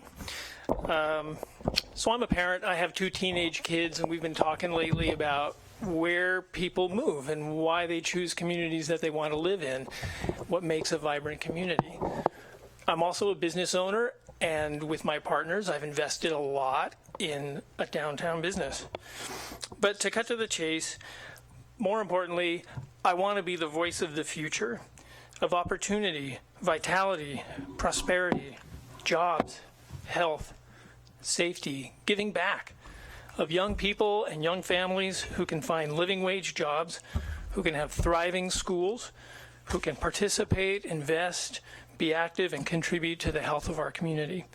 To get there, we need a positive reputation for being forward-thinking, for making strategic investments, and that's what this is. This is a strategic investment. And for creating opportunities for the private sector to thrive and our people to succeed. A downtown is the heart and soul of a city, and it deserves special treatment. It sets the tone and reputation for our city to our people and the world. You know as well as I do that we compete to retain growing businesses and smart people. We see this daily in our business. To compete for commissions and keep our doors open, we need skilled people. And to keep our people, we need a place where they want to live. Take Friday's Register Guard. U of O President Schill hiring new deans from all over the world, people who are at the top of their field. Some quotes: the quality of life is amazing. The food scene, the breweries, the farmers market. A fellow from Amsterdam: Eugene is vibrant and beautiful too. On behalf of our future, I urge your support. Thank you. Cliff Cox is next, followed by John Simpson. Greetings, Mayor and City Council members. I'm Cliff Cox. I live in Ward 8. The project to reopen the old LCC Downtown Center at 1059 Willamette as an arts and innovation hub will bring artists, makers, and entrepreneurs together in one building to form new synergies, sparking new art and commercial ventures. This location is near the transportation, the Eugene Public Library, the Regional Accelerator and Innovation Network, RAIN, and the new Lane downtown campus, forming a hub of Eugene's developing innovation district. Innovation districts are living, breathing communities rather than sterile, remote compounds of research silos. Companies that are moving from the Bay Area are searching for these qualities and resources. Graduating students need a place to plug into as they make their transition from academia to the private community. So far, the trend has been to find these things elsewhere. I would also like to remind folks that art is an important component here. Arts strengthen the economy. The U.S. Bureau of Economic Analysis reports that the arts and culture sector is a $704 billion industry, which represents 4.2% of the nation's GDP. Arts have social impact. University of Pennsylvania researchers have demonstrated that high concentration of the arts in a city leads to higher civic engagement, child welfare, and lower crime and poverty rates. The LCC Downtown Center can become the hub of our innovation district and give it the critical mass that it needs by housing many diverse organizations and projects. Though to see this happen, it will depend on the continuation of the Downtown Urban Renewal District for another few years. Urban renewal is a form of tax increment financing, which is widely used across the nation. Our local school districts even benefit from it because the state makes up the loss from the redirected taxes and then some. So if it were not to continue, the 4J school district would lose about $340,000 every year in a time when school budgets are stretched. Thank you. John Simpson is next, followed by Brian Weaver. Good evening, councilors. My name is John Simpson. I'm from Ward 8, and thank you for conducting the public hearing this evening. I'm here tonight in my official capacity as president of the Eugene Water and Electric Board and the chair of Lane Council of Governments. I urge you all to support continuing the partnership between our agencies to make investments in the 21st century infrastructure. Fiber is what electricity and roads were last century. Vital to Eugene's economy, vital to our relevance. We've tested a concept of using eWeb underground vaults to run high-speed fiber to several downtown buildings with great success. We know how to do it technically, efficiently, and we know that it creates a great benefit to building owners and end users. Who says utility infrastructure isn't sexy? Expanding this pilot to other buildings creates a competitive advantage on par with Google cities much larger than us. It has the potential to transform our downtown economy in significant ways and take our growing innovation sector to the next level and more. Our community is fortunate to have a public utility that is willing to provide access to its infrastructure to benefit the greater prosperity of our community. This is not about building retail growth and electricity usage. It's about that shared value we have in retaining and attracting new jobs for overall economic prosperity. And we don't have to dig up our entire downtown to make it happen. The fiber is simply blown through the pipes with air. So I'm pleased to see this project on the high priority list for urban renewable funding. And it's the most expedient way and fair way to pay for this project. And as the direct beneficiaries are also the same ones who pay into the fund. Extending urban renewal allows our community to get this project going now and retain the competitive advantage that affordable giga-speed service provides to our business customers. A decision will allow eWeb to get its crews scheduled and move expediently.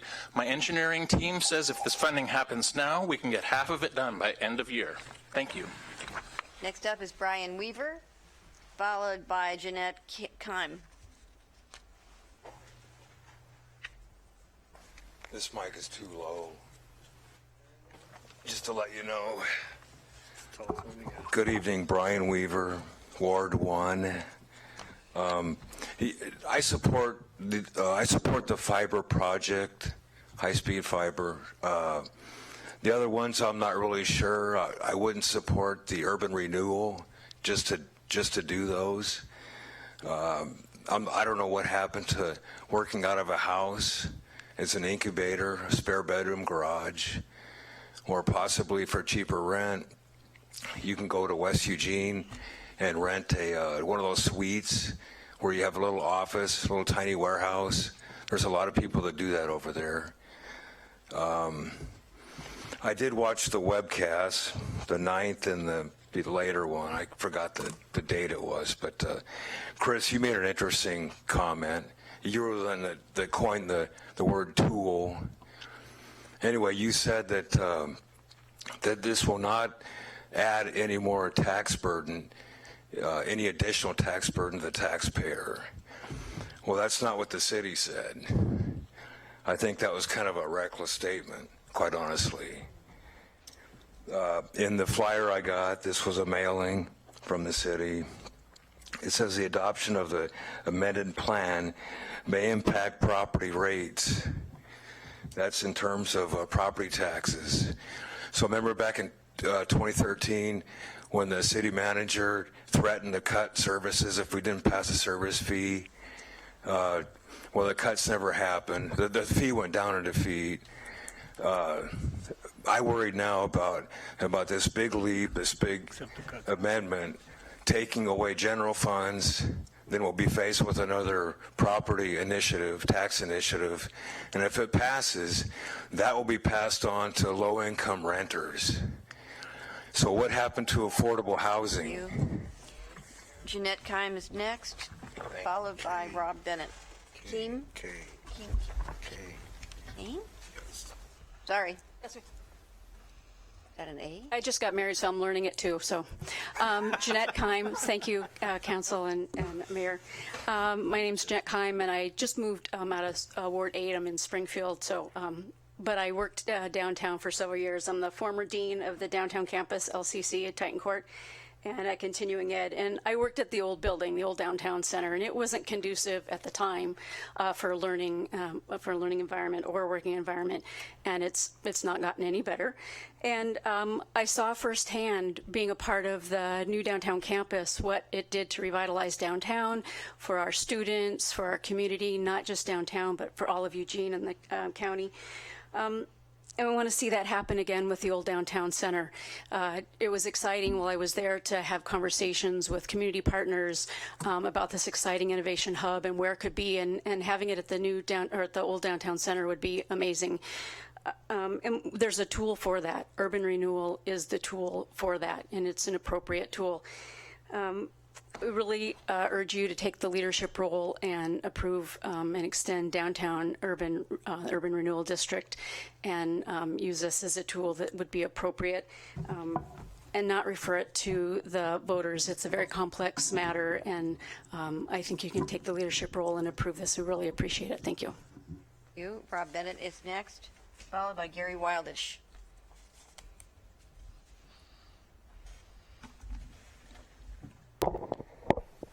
Good evening, Mayor, councilors. My name is Rob Bennett. I live in Ward 5. I'm here tonight on behalf of the Downtown Stakeholder Group. We're a group of downtown organizations who meet and collaborate weekly on downtown initiatives. Collectively, we spend more time, I'd say, in downtown than anybody else in our community. We live, work, we do whatever we can to support the positive trajectory of downtown as a whole. The following downtown stakeholders have communicated strong support for the extension of the Urban Renewal District. Downtown Eugene Incorporated, Downtown Eugene Merchants, the Downtown Neighborhood Association, the Eugene Chamber of Commerce, the Technology Association of Oregon, Downtown Eugene Economic Development, eWeb, LTD, LCC, Travel Lane County, Rain Eugene, Lane County Commissioners, Code Shops Community Space, and AIA of Southwest Oregon. Together, we represent businesses, property owners, the local neighborhood, technology, transit, education, economic development, design, architecture, startups, and innovation. We believe the council is best suited to make this decision to continue using urban renewal in the downtown core. You have broad support from the downtown community. Thank you for your consideration. Kerry Wildish is next, followed by Jerry Harris. Good evening, Mayor, councilors. Thank you for this opportunity. I'm Gary Wildish. I live at 2424 Quinn Street, Eugene. I'm a member of the board of the LTD board. I'm the president of the board. I'm here on behalf of the LTD board, and we support the Downtown Urban Renewal Amendment. You know, times change. In the last 4 or 5 years, a lot of things have changed in this area, and it's exciting to see what's happened downtown. It looks great. People are wanting to invest down there. There's a lot of things happening. You folks have worked hard to make downtown a place that people want to come and do business, and they want to visit there. That's great. The Urban Renewal Amendment will allow you to continue to stimulate investment and continue the momentum that is occurring downtown, creating jobs, providing opportunities for the young folks. And I'm excited of all the young folks that are here testifying today. That's great. This is not about me. I'm not young. But you can continue that. And those jobs and the fiber project and all the things they're on the list are fantastic for Eugene.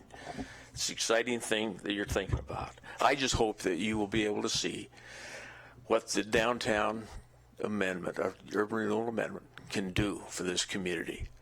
And keep up the good work. And thank you very much for your time. Jerry Harris is next, followed by Linda Lynch.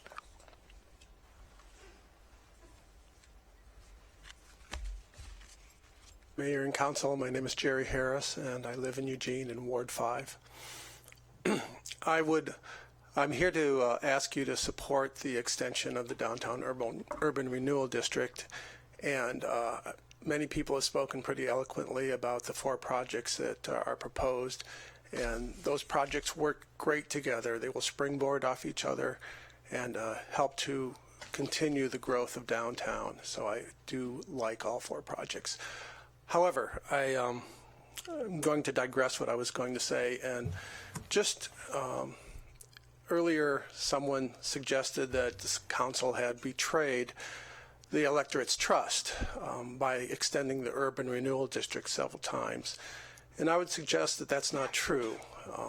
Times change, council members change. The electorate over the course of the last 15 or so years has continued to elect the council, and we live in a representative democracy, not a direct democracy. So we're actually hiring you to look at present conditions and make the right decision for this city at this time.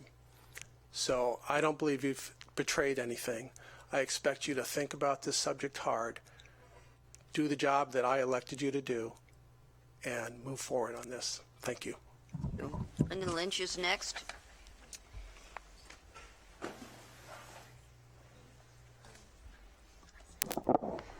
Good evening, Mayor Piercy and City Council. I'm Linda Lynch. I live in Ward 1, and I'm president of the League of Women Voters of Lane County. The League supports the use of tax increment financing and the extension of the Urban Renewal District. I submitted some lengthier comments last week, and tonight I thought I would just come here and say this is what we support and what we don't support, or what we like and what we don't like in the proposed plan amendment. After listening for the last hour, I think what I would say is, let me tell you what we like more and perhaps what we like less, as opposed to just saying we don't like part of it. We do believe that adding the East Park block to the geographical space of the district is appropriate. We're less excited about including the proposed City Hall lot. It's blank. It seems premature to include that in the project, and you could come back in years late from now and still ask that question of the community.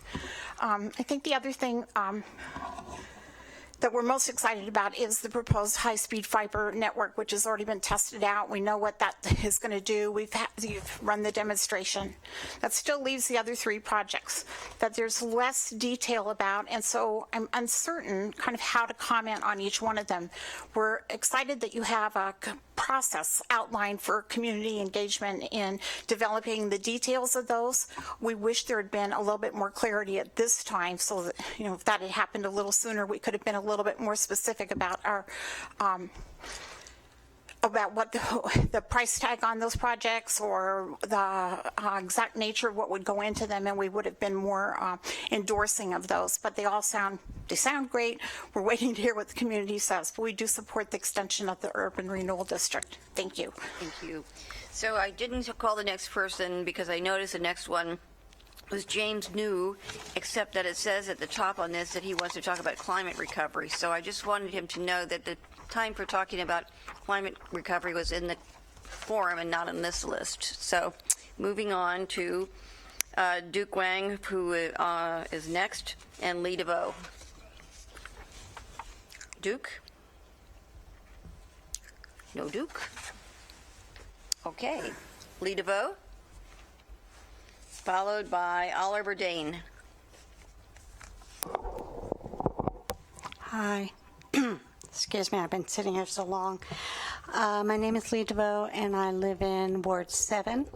And I am here to speak in opposition to amending the Downtown Urban Renewal District.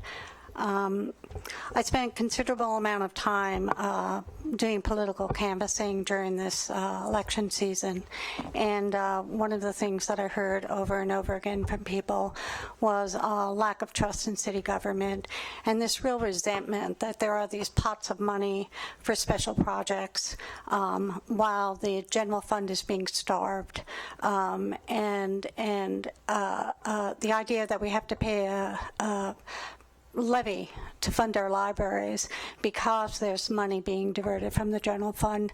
I think it's just really dishonest, and really to say that one part of the city is more special and is deserving of more attention than other parts of the city or than other services, I think it's just undemocratic.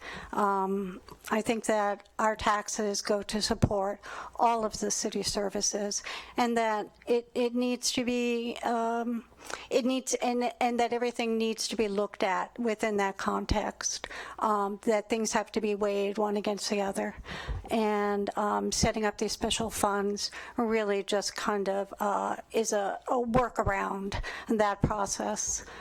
So I ask you to keep your commitment. You know, the reason that commitment was made in 2010 to retire the district was because there was so much opposition to it, not because it was so beloved, not because it was such a good idea that everybody wanted it to go on forever. There will always be good projects to fund, and these are wonderful projects that people are standing up for. I'm not saying that these projects are not worthy. Thank you. Oliver Dane is next. Oliver? Not seeing Oliver. Okay, Paul Nicholson, you're up next, followed by Sarah Bennett.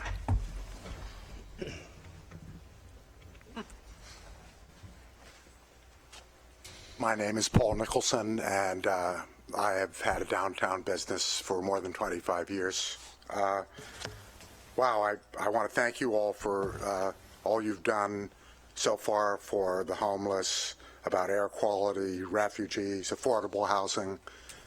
These are really important things.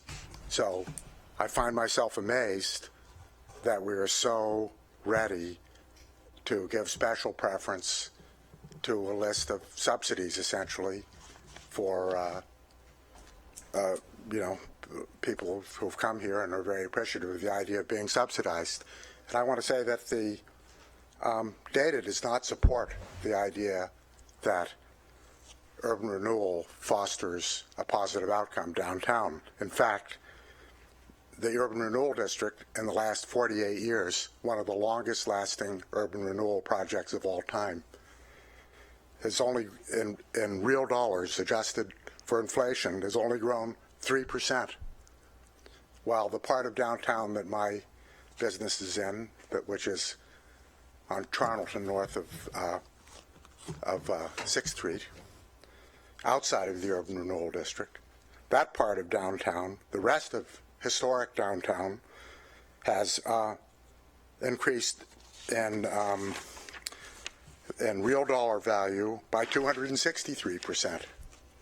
So I would say that the data says urban renewal is more like Agent Orange than fertilizer. And, I think that the most central issue here is urban renewal is a false imperative. Some of these projects may be very worthy, but like all other priorities, we need to trust the voters. We need to go to the voters. We need to ask them, we need to take these things individually. Sarah Bennett is next, followed by Leora Swanko. Good evening, Mayor, Council. My name is Sarah Bennett. I'm in Ward 5.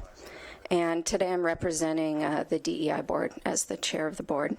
The position that DEI is taking represents the overwhelming majority of 126 property owners downtown. And so, we hope that carries a lot of weight, that the property owners who are paying these property taxes into the district support the extension of the urban renewal. Through this process, you've heard the criticism that the school district is going to lose money if urban renewal gets extended, and in fact, they don't lose money. There's criticism that urban renewal isn't really contributing to the overall development of downtown and the success we've had so far, and we know that's not really accurate. There's been criticism of the council that the trust won't be there, and it sure seems like, if you consider today's day and time and acknowledge that, times are different, there will be more trust from the community. We do believe downtown is special. It represents everyone's community. The question from DEI is, where do we go from here? We believe downtown deserves continued community support in order to keep progressing, so that it becomes a place where the average Eugenian can come down all the time. We have a long way to go. Urban renewal is a key piece of the support that is needed. And in this case, we're trying to show that it can be used for public projects that can really make a difference.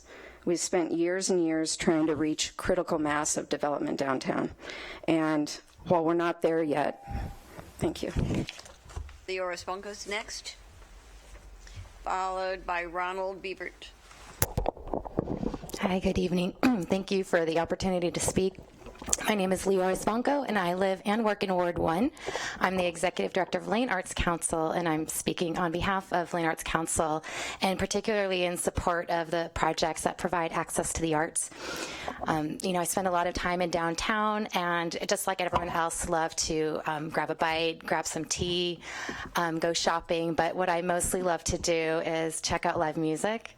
I love to see art. I love to go to the Holt Center, and I think that there's an incredible opportunity to really brand Eugene as an arts destination and really cultivate these creative projects that are in front of you. We have so many talented artists in this community, and we have available space, outdoor space, public space, indoor space that's underutilized, and it's just an opportunity, and we have the creative will in this community to transform these spaces. I've been participating with many artists. Every time I go to these meetings, there's more artists at the table that want to transform the downtown LCC, old downtown LCC Center into an innovation hub, and they want rehearsal space, they want performing space, they want art studios. And what I love about this, we don't know exactly what the end product will look like, but the process itself is a creative process. And I truly believe that allowing creativity and innovation to happen in these spaces, we just don't even know what the results are. And really anything could be possible. I see Lane Arts Council participating and bringing young people to this space and having young people apprentice with these artists and really learn hands-on from them. We continue to program open spaces with music during the art walk. Salsa dance party in Kesey Square. We're just such a big fan of spaces for the arts. I think open and vacant spaces provide an opportunity to create beyond whatever we think is possible. So thank you for considering how we can do that. Thank you. Ronald Beavert is next, followed by John Stapleton. Ron Bevert, Ward 2. I speak in opposition to the extension of the downtown's urban renewal district. The image that I would like to present to you is that the urban renewal district is like the pedophile's car.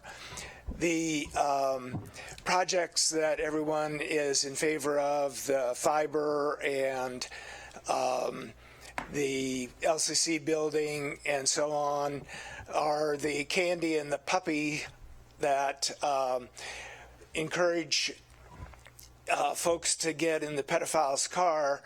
But what the pedophile's car really is a giant slush fund for the city manager. The taxpayers' taxes go up every year, and the city is constantly crying for money. Some of the things that the city service fee and the stormwater fee are increased. The neighborhood associations have to come before the council and beg for money for newsletters every year. But the urban renewal district carves out a big pool of the available funds, and these sweet little projects that are put in there are just the incentive to manipulate the taxpayers to support these things when a lot of the fund. John Stapleton is next, followed by Pete Knox. Evening, Mayor, Council. I was really moved earlier when the folks from Opportunity Village got up here and talked about the things that they're facing. And while providing emergency services for our citizens who are in crisis are critical, it is also equally critical for us to provide a future for those families. And the projects that we're talking about, which, by the way, are not candy for a pedophile, they're real projects and they're meaningful in the community, are part of that future. We need to create jobs and we need to support education. Both of those things are going to continue if the urban renewal district is continued. And I urge you to join myself, all the other organizations we heard from, and all these citizens in continuing to support that. Thank you. Pete Knox is next.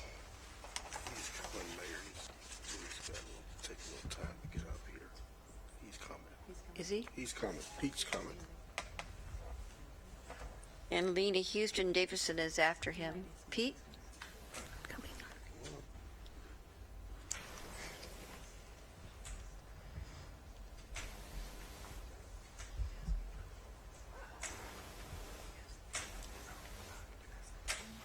Yeah.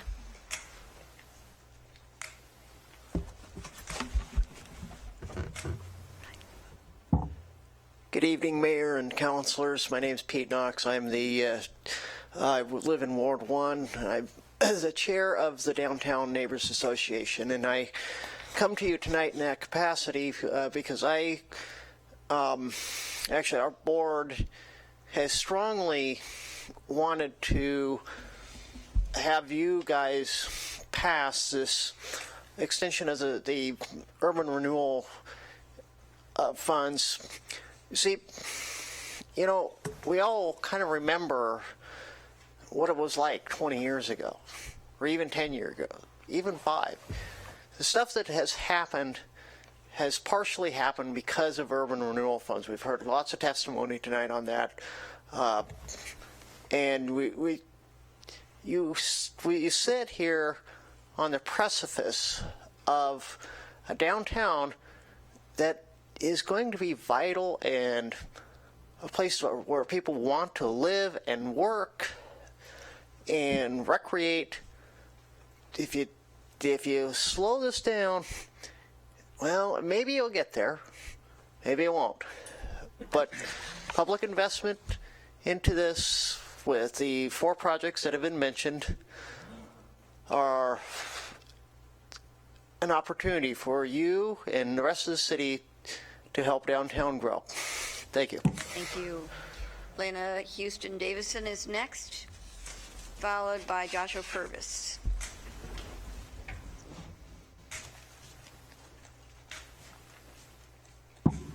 Hello, I'm Lena Houston Davison. I'm Eugene resident in Ward 1 and apparently a minority voice. I have no issue with the projects proposed. They all seem to have great merit.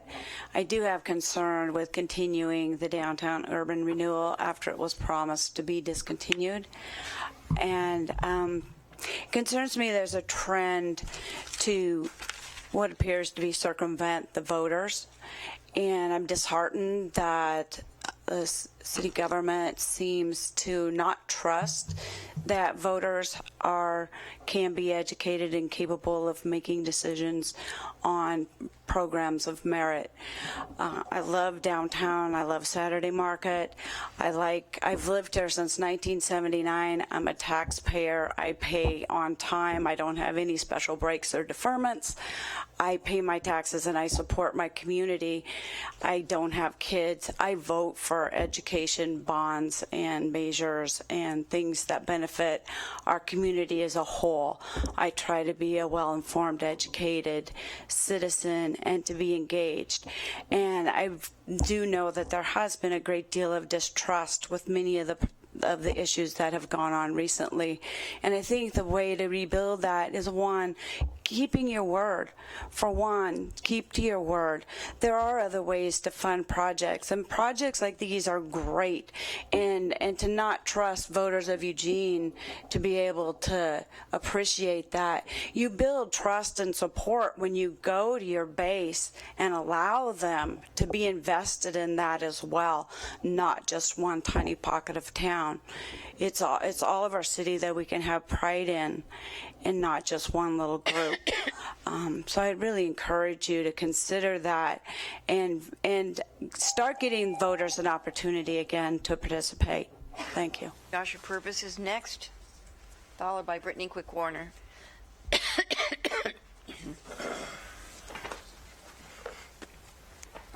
Good evening, Mayor, City Council, Joshua Purvis, Ward 7.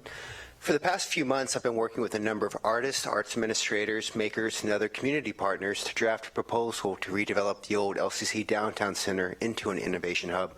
Over the past couple months, arts organizations, including Lane Arts Council, Harmonic Laboratory, Flex Studios, and Lane Media Arts, have met regularly to identify needed space for working and teaching artists. After much deliberation, we believe the following could be incorporated into the LCC redevelopment: a malleable exhibition and performance space that could support digital video and audio presentation, video capturing and streaming, intimate dance, theater, and other live performances, as well as serve as a community gathering space. A digital workstation that would support instruction in animation, multimedia, and graphic design, with a particular focus on routing students into the local video game and other media industries.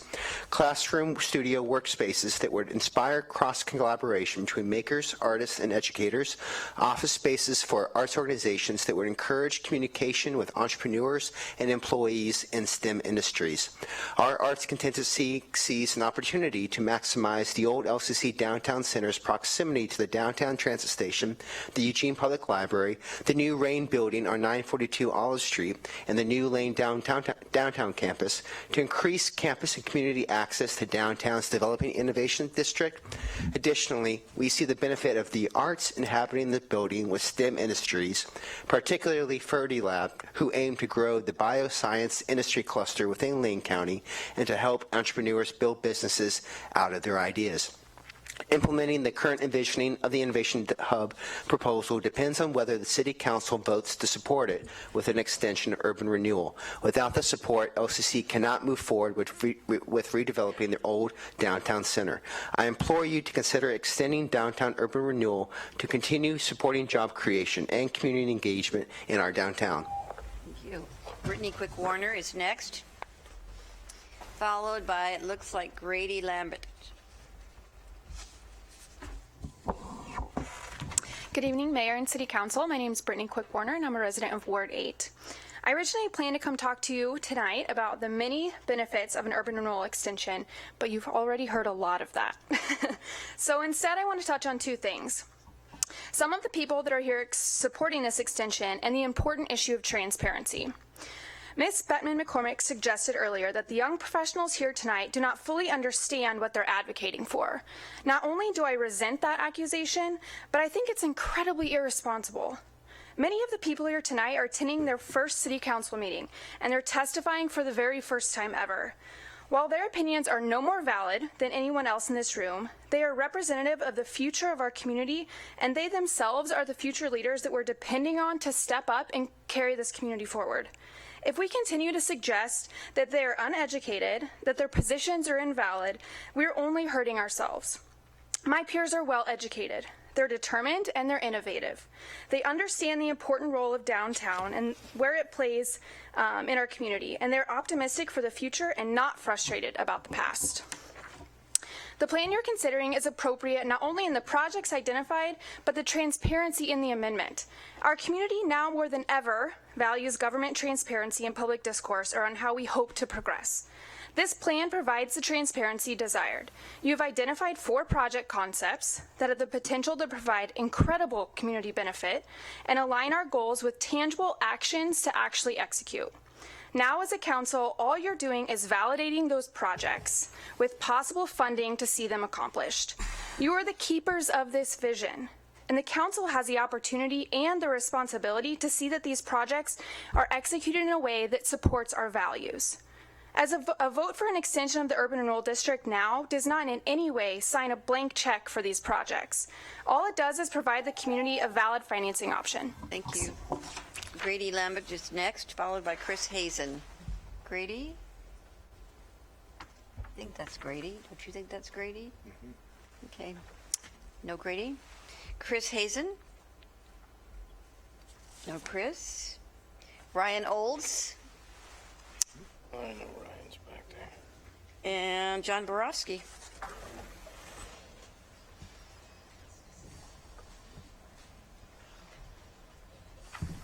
Good evening, Council. I'm here my name is Ryan Olds. I reside and work in Ward 1. I'm here to support the extension of the Urban Renewal District. Projects like the Farmers Market and fiber optics help us improve the livability of downtown Eugene, and it helps attract, grow, and retain talented, skilled workers and jobs, the kind of jobs that those skilled workers need. I'm watching this pretty bad, but so that's about it. Yeah, sorry. Have a good day. Next up is John Borowski, followed by Galen Mitterman. Good evening, Mayor and City Council. 8 years ago, I, with my partner, opened a business on the edge of the downtown neighborhood. It was the day we opened the day before the Olympic trials in 2008. The Olympic trials in 2008, the city expended some money to shield the pits with graphic fencing. Remember that. We're not doing that for this Olympic trials, partially because of the urban renewal agency. Some of you have suggested that the money would be better spent if it were spent to the general fund. The $100,000 that would go back in, or the $1 million that would go back into the general fund if the urban renewal sunsetted. In the budget that you guys will be going over on Thursday, the city manager's proposal dips into the reserve for revenue shortfall by $1.5 million for this year. It dips in for the next 5 years into the reserves to where it will be nothing. $1 million going into that would help, but it's not going to fund these projects. If the agency sunsets, these projects are going to be competing with a lot of other projects that are out there. And I don't think you'll see a farmer's market built to the way that we want to see it and some of these other projects. There's a lot of needs in the city, and I think that this is a tool that can help us revitalize our downtown and free up general fund money for some of the other projects, the shelter that we want, other things that are out there. So just look at the 6-year financial forecast and see where your reserve for revenue shortfall, that's supposed to be $13 million, and this year will be $7 million. Galen Mitterman is next, followed by Dave Hauser. Thank you. Galen Mitterman, longtime resident. I live in Ward 1. And I was actually born here, so I remember playing on the fountain downtown, being told by my mom not to fall off and also not to tumble into the pits. And I have to say, it looks awfully nice now. We're finally seeing traction here in Eugene, but it is fragile. Successful revitalization is going to be multifaceted. It's going to cover physical and virtual infrastructure. It's going to cover our tax base, growing and changing our tax base to the new economy, and social and economic conditions of our residents. And we're getting there. All of these projects do that. But we don't have critical mass yet, and this is really important.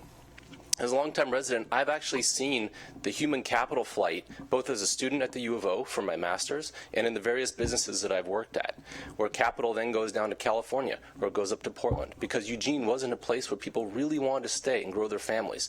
And if Eugene looked like it did when I was a kid today, my wife and daughter and I probably wouldn't still be here.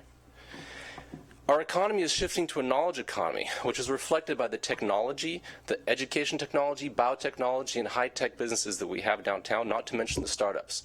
So the tax tool is one tool that helps fund our downtown redevelopment. And it may not always be your favorite, but it's the one that we have right now that we are using. And if we were to stop using it, it would have really bad impacts for 4J, not to mention dropping all the momentum that we have downtown. And we have to keep it. Whether or not you agree philosophically, now is not the time to change that. If we don't continue these efforts, we will fall behind, and all the growth in the new economy that is growing up around us will pass us by. And Eugene cannot tolerate that. This effort is a growth catalyst at a critical time in our new economy. We are in an incubation period for changing from the old business to the new business. And the new economy is the knowledge economy that's going to drive this community forward. So please support it. Dave Hauser is next, followed by Brennan, looks like Bessingham.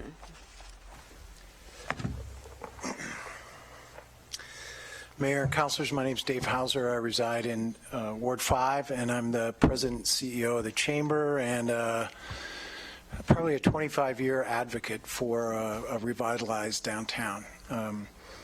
You know, when you're number 63, public testimony, a couple of things happen. You're only in a position to tell you things you've already heard or know, or somebody more articulately made the points that you wanted to make. So I'm just going to emphasize a couple of quick points as we race toward the end tonight. The first is these projects align with your regional prosperity goals. They're about supporting companies and ideas and sectors that we want to support and grow in our community. You've heard that repeatedly tonight. It's also very much about looking forward and not back. I think we can look at things we've done in our community's history and wonder if they were correct, but this is really about trying to position ourselves for the future. That's why there's so many young people here tonight. Third, these are worthwhile projects and a broadly supported tool. It's amazing to hear the number of organizations and institutions and individuals that are lining up behind both, because you can't really separate them. And as has been said, this gives you an opportunity to use a tool to move these projects forward in a timely fashion. So that's what I would encourage you to do, to act. That puts you in a position to lead. It puts you in a position to continue to catalyze the revitalization of our downtown. It gives you the ability to shape these projects. And as been said a number of times, it gives you the ability to be in control of what happens next in our downtown. So thank you. Brennan Bessingen is next, followed by Larry Price. Good evening. My name is Brennan Besson, and thanks for staying so late. I'm a resident of Ward 1, and I'm also here to speak in support of the urban renewal plan. I work as a chef at local restaurants, a few catering companies, and also at the farmers market. So I have been following this issue with a lot of interest for the past few months, and when I talk about the possibility of a year-round market or park block improvements with customers, I hear overwhelming support for doing this. I've read a lot of emails, letters to editors, and opinion pieces of opponents of the urban renewal plan, and if what they were saying was true, it'd be pretty upsetting, but I disagree. I believe schools will suffer. I believe schools do not suffer when we use urban renewal. I believe it's the opposite. And 4J will have less funding if we do not extend urban renewal. Urban renewal is not the same thing as MUPD. MUPD is for private development, and the projects being proposed here are part of urban renewal public, and there are, I'm sorry, part being proposed with urban renewal are public, and there is really no arguing downtown is better today than 6 years ago. So I see these projects as good for Eugene, and I hope that the momentum keeps going and our downtown moving forward. Support urban renewal, and let's not end up back here 4 years wondering why we stopped. Larry Price is next. Larry, followed by, looks like, Weston Turner.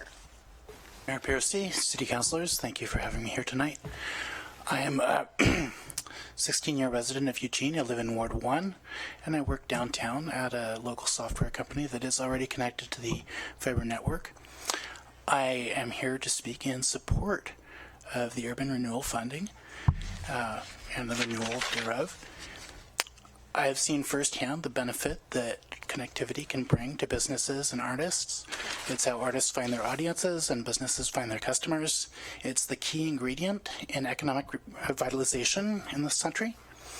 And I hope that you will see your way clear to renewing the urban renewal funding as a means to provide needed funding for infrastructure projects that will make the city a great one. Thank you. And Mayor Piercy, thank you for your service. You've done a wonderful job. Weston Turner is next, followed by Moshe Zimmerman. Weston? Going once, going twice. Moshe. After Moshe is Teresa O'Hara.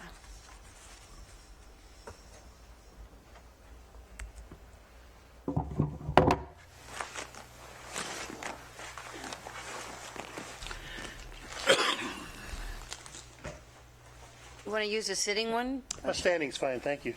So good evening, friends. Thank you so very much. Hope you're all doing it. Moshe Yemmerman, South Eugene. Anyone who wants to talk to me about this can call me at 541-954-9128. I've been a park ranger in 4 national parks, environmental educator.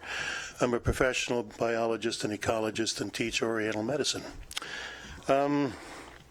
We have an enormous opportunity. I don't have the expertise to know the best way to fund it. All 4 projects seem great.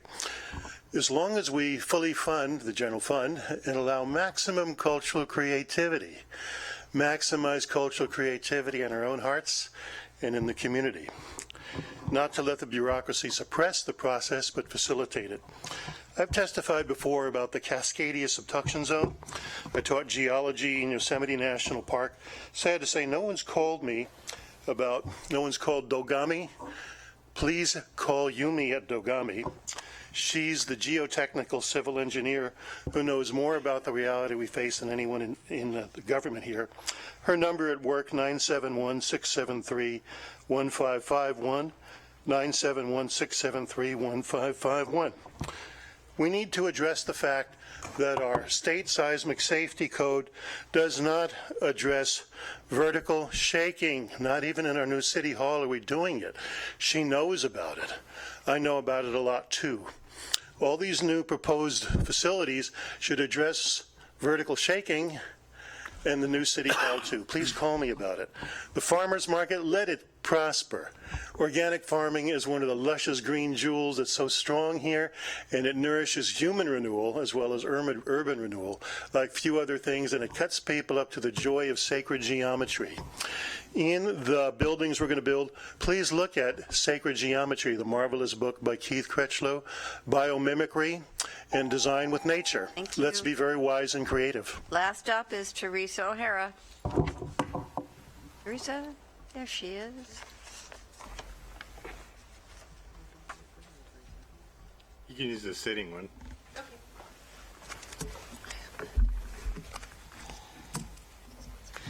Good evening. My name is Teresa O'Hara, and I live in Ward 8, and I just learned that tonight. I've only lived here a tiny 4 years in Eugene, and I was one of the fortunate people to get your notification in the mail, and my very first response when I read this was I was so excited because I would desperately love to see our downtown look better, and I would like to support it more. I go down there sometimes with intentions of supporting and leave not feeling comfortable. Other times I go down really happy that I've been there. The farmers market and the street fairs have always been something that I go and consciously support. I'm a self-employed person, and I understand the importance of supporting businesses, and I take my dollars intentionally into the businesses. I came here not quite understanding and didn't even sign up to talk until the break because I thought, well, maybe my point won't be made. And I actually didn't hear it hardly made, and that was the tiny little sentence, one person referred to it, the adoption of the amended plan may impact property tax rates. And I just want my council members and the mayor to please hear that in 4 years my taxes have gone up. I worked really hard to be able to buy a home in Eugene, and I can't keep writing a higher and higher and higher mortgage payment. I used to have the philosophy years ago that homeowners are the ones that are punished and we pay all the taxes. But you know what? The people that are out there known as landlords are passing those taxes on to the rent, and they're increasing the rent on everybody. And I hear a lot of people talking about affordability and how out of control it's gotten in Eugene. So I don't discredit any of the wonderful people that have come here and spoken so highly and so efficiently and so professionally and so articulately in favor of all of these. But I would ask you, when you're thinking about your budget, to remember those of us that are writing our mortgage payments or our rent checks. Thanks. Going to close the public hearing. To thank everybody for being here this evening very much. It's almost 10:30 at night, and you've waded through the whole thing, so thanks so much for spending your time with us this evening. I'm going to ask if there are any questions or comments from the council. Councilor Taylor. One comment, and then I want something else. But the farmers market is wonderful, and we certainly should work to support it in any way we can, but we do not own the butterfly lot, and neither do they. It's not available currently. And urban renewal is not the way to do it. But mainly I want right now to move to keep the record open. The record, you wanted to speak to that? Certainly. So our assumption is that anything that's coming in during this time prior to you taking action will be forwarded to you. So that, unless that is an incorrect assumption, you don't need to take formal action to keep the record open. This is a legislative matter. You'll be continuing to receive the information. It's not quasi-judicial. You're saying we don't need to keep the record? There's no record, really. It's just public comment. Okay, thank you. All right, thanks, everybody. Yes, oops, Councilor Brown. Thank you, Mayor. Thanks, everyone, for coming down. In the testimony tonight and emails that we've got, I just kind of find it pretty remarkable that we're hearing from bankers and attorneys and professionals and realtors, and they're asking their elected officials to do something that they would never do and retain credibility. They're asking us to break our word to the voters and the taxpayers when we almost swore, literally, that we would terminate the Downtown Urban Renewal District at the end of this year. The document, the current plan, is unambiguous. It's mentioned 3 times in the strongest language. So I just find that kind of interesting that, and educators too. You're asking us to do something that you guys would never do, but the reality is that every single one of these projects can be funded other ways without using urban renewal, without using TIF. And I just like to point out, maybe some of you don't know this, but about 2.5 years ago, 3 years ago, Governor Brown terminated all 400 plus urban renewal districts in California because of all the abuses and the waste and the fraud that was going on. That has been replaced. He signed a bill January of this year. It's been replaced with a mechanism called Community Revitalization Investment Authority, CREA. It is only targeted, it's much scaled back from the urban renewal. It's targeted only at the most disadvantaged communities in California to repair infrastructure, to improve the environment, to reduce crime, and to produce affordable housing. That is California's modern version of the urban renewal agencies. That's what they're doing now. They're targeting disadvantaged areas. They are not catering to economic elites. That's out. They don't do that anymore in California with that.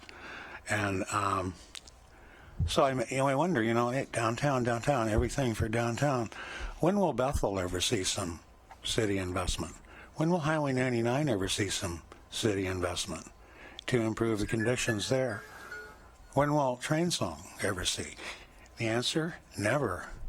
Never, as long as downtown keeps going. You've seen the plan, 5 years, 10 years, another 30 years. Great, it's already probably the longest running urban renewal district ever in history as it is. It's time to let it go, guys. Time to let it go. That's what they're for. You do it, it's had a good run, it's 48 years. It's time to let it go. Thank you. Night. Greg.